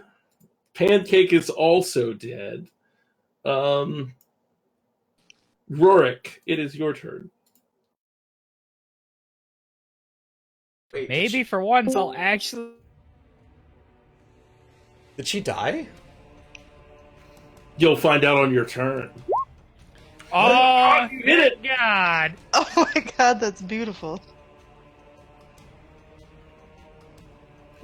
Give me I that. mean, it's not like it's gonna Ooh, move, wow. but that has the booming blade on it. Sure. 9, 8, 17, 24. Jesus. I think it knows I'm there now. The second one's gonna be for the tentacles. Yeah, it definitely didn't before, but it knows now. I guess I just like, yeah. Oh, Right. I lost my sword. Yeah, so as you go to kind of swing at its tentacles, it does like that owl turning its head all the way around thing and looks at you and is like, wah! Best part is, if I had advantage, you know, double Hey. crits. Never leave your bird in an underground hellscape. It is Perry's turn. Perry's going to make a cantrip attack at the tentacle near Eligor. 24 will hit. Perry's on fire. 7 necrotic damage. Eligor, the tentacle next to you, dies. It is now your turn, Eligor. Now it is time to migrate to the south. Indeed. There are 2 tentacles you will need to pass in order to get there. You could definitely do that and avoid them. You must go into the hidden temple and find 2 silver medallions. Can I look over to the side and toss a javelin at the thing? Oh, yeah. I can't really. Yeah, I mean, essentially what it would be is you moving into Vol Square and using an action and then moving out of Vol. Yeah, the 14 will clang off of its carapace.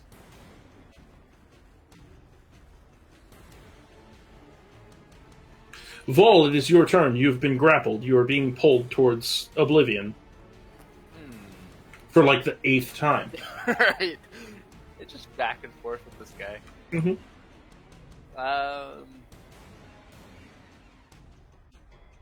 No means no, Roper. God. I told him no enough. He's not listening. I'll take a shillelagh swing at the one that's grabbing me. Light it up. No. Nope. I had plans beyond that, but now it's not going to come to pass. I'm stuck there, right? Yeah, you have no movement speed. I was going to break free and run away and heal Tia, but now I'm just going to stand here like an idiot. So that's it. Sorry, y'all. Well... I mean, I guess I would say... I mean, just, one druid to another. I think Healing Spirit would reach that far. And it is a bonus action. You are right. I was going to go over there and... I don't want to force your hand, but I know sometimes it helps to... Yeah. Last time I tried to help Tia, I stuck my hand in her guts. I think that was Rorik. Oh, yeah. You've been cured for Healing Spirit as the baby turtles climb all over your corpse, or your fake corpse, and heal you. Yeah, you faker. Fake corpse. That was so good. Hey, I am not conscious before the adorable tickling of the tiny babies crawling on my body. You wake up to one standing on your nose, staring you in the eyes. Ah! Oh. Cute. Is the fight over? They bite you. No, Blyvar. Tia was a Warforged this whole time? What? You figured it out. Did I? No. Oh. Thorn Whip. Oh my god, Blyvar hit! Oh my god, Blyvar killed... No, okay, he almost killed. That tentacle loses some health. It is the dead Roper's turn. It is Clipper's turn. Alright, I look down at Tia, confused. Here. Oh my gosh, what a terrible view. Alright, duck Blyvar. I'm gonna What? Oh shoot. I'm gonna do... I can't piercing shot all the way down to the Roper. That's not... I can't curve bullets like in Wanted. So I'm just gonna shoot those 2 tentacles. I know we're running over here a little bit, y'all, and we'll wrap up as soon as the fight's over.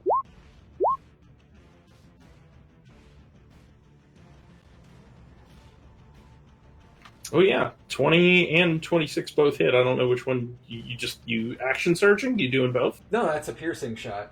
Oh, nice. Because I killed a tentacle with a sword earlier, and I've established those count, so... I guess I just lost sight of you. You're in Blyvar Square? Okay, I'll move Blyvar. Yeah. You kill both tentacles. I'm taking Pew, 2 pew. good points back. Fuck it. Cool by me. Alright. Both of those tentacles die. The Roper creates a tentacle. I just deleted the last token for the tentacles, so I can no longer copy and paste it. One's on Vol. Oh wait, yeah, one's on Vol. Copy, paste. Alright. Rorik, you gonna get got, and Vol's gonna get got, because I think this thing has a turtle fetish.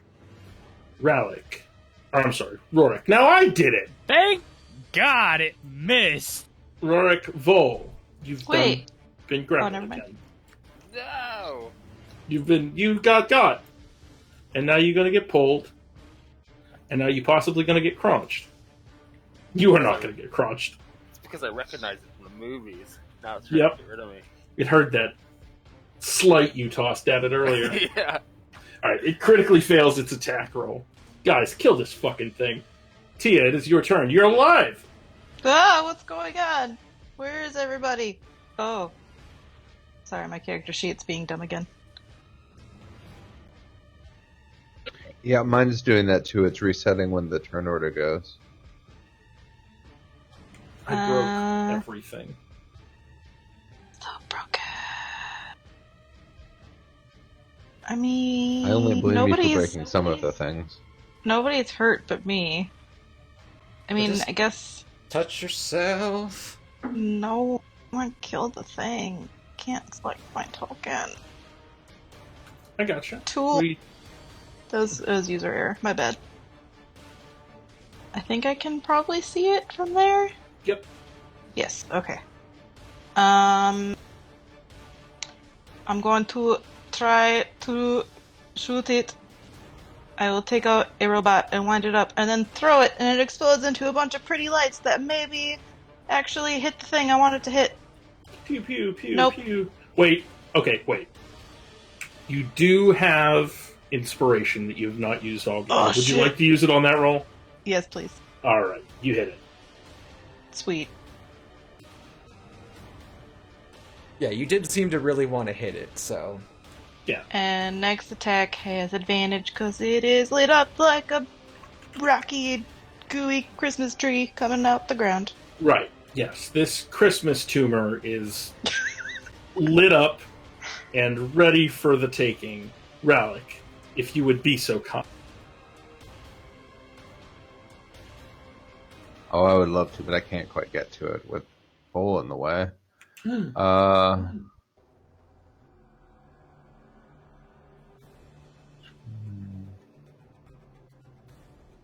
Yeah, I can't get to it, so I will attack the one that's holding Volan. Okay.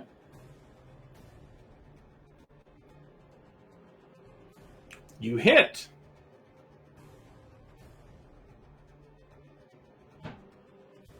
You do some damage. It does not die. I will step back. Let's see if I can get around the other way.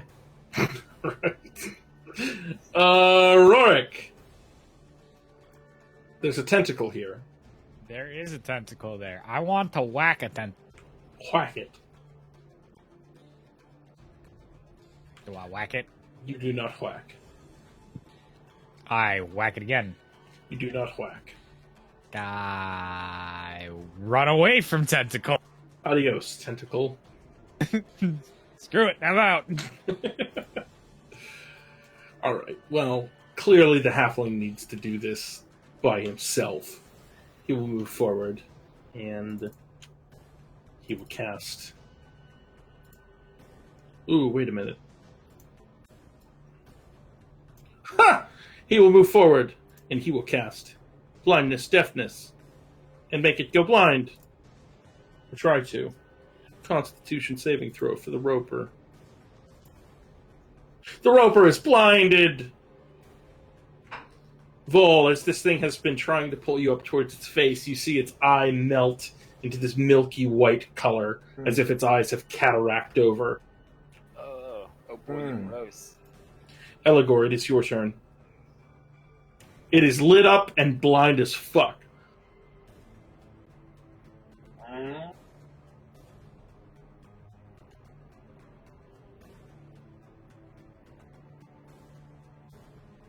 You can move into Vol's square and attack and move out if you'd like to. I shall do that. Give him the business. First one's got advantage, second one's got advantage. Yeah, okay. How did you do this? I'm going to charge at it while it's grabbed on hold, latch onto it, and just start eating. I'm going to just start tearing everything that I get in my mouth. Yeah, this thing is completely blind, and we kind of see as the camera reflects on its white, milky eye a visage of a fully armored Eligor kind of diving at it, claws extended, as the visor for the helmet lifts up, and this furry, wolf-like maw is the last bit that we see a bloody explosion as he pulls it off the ceiling and tears it to shreds. Oh, we were eating this. Chomp. Yes.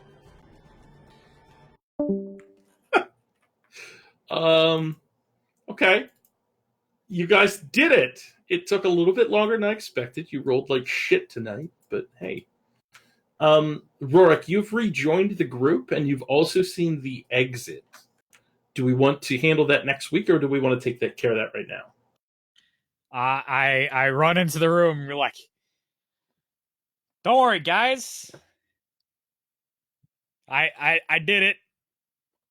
I took on 30 of them back there.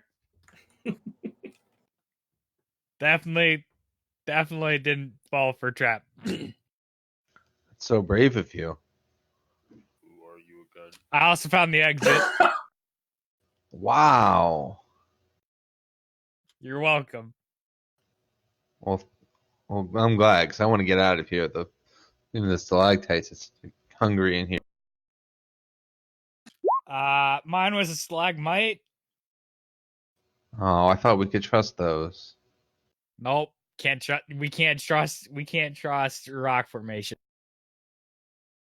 Yep. Well then, I guess we should leave. I also think I was attacked by a devil. Had flames and everything. You scratched me up a bit, but I was fine. No worries. Do I believe Wow, him with an that was 11? really eventful. You absolutely believe him with an 11. Oh, that's sad. Wow, Rourke, you're such a good... I'm so glad you came. I was, like, dead. You were not. I saw. I was unconscious. I woke up and I thought you guys were done already. I think we pretty much were.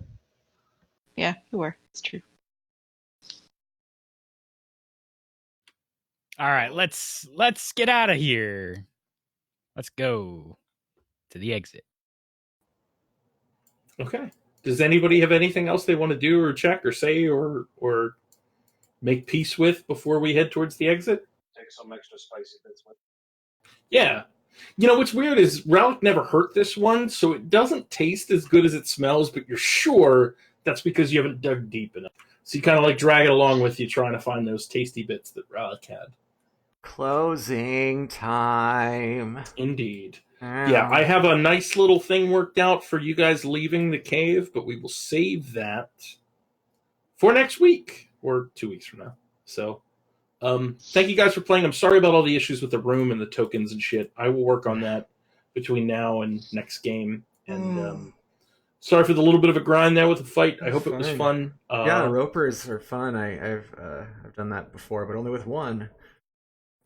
Yeah, I figured you guys are hard to kill, so I would try too, and all it just meant was you guys were hard to kill for a long time. So I need to kind of figure out the balance there, but...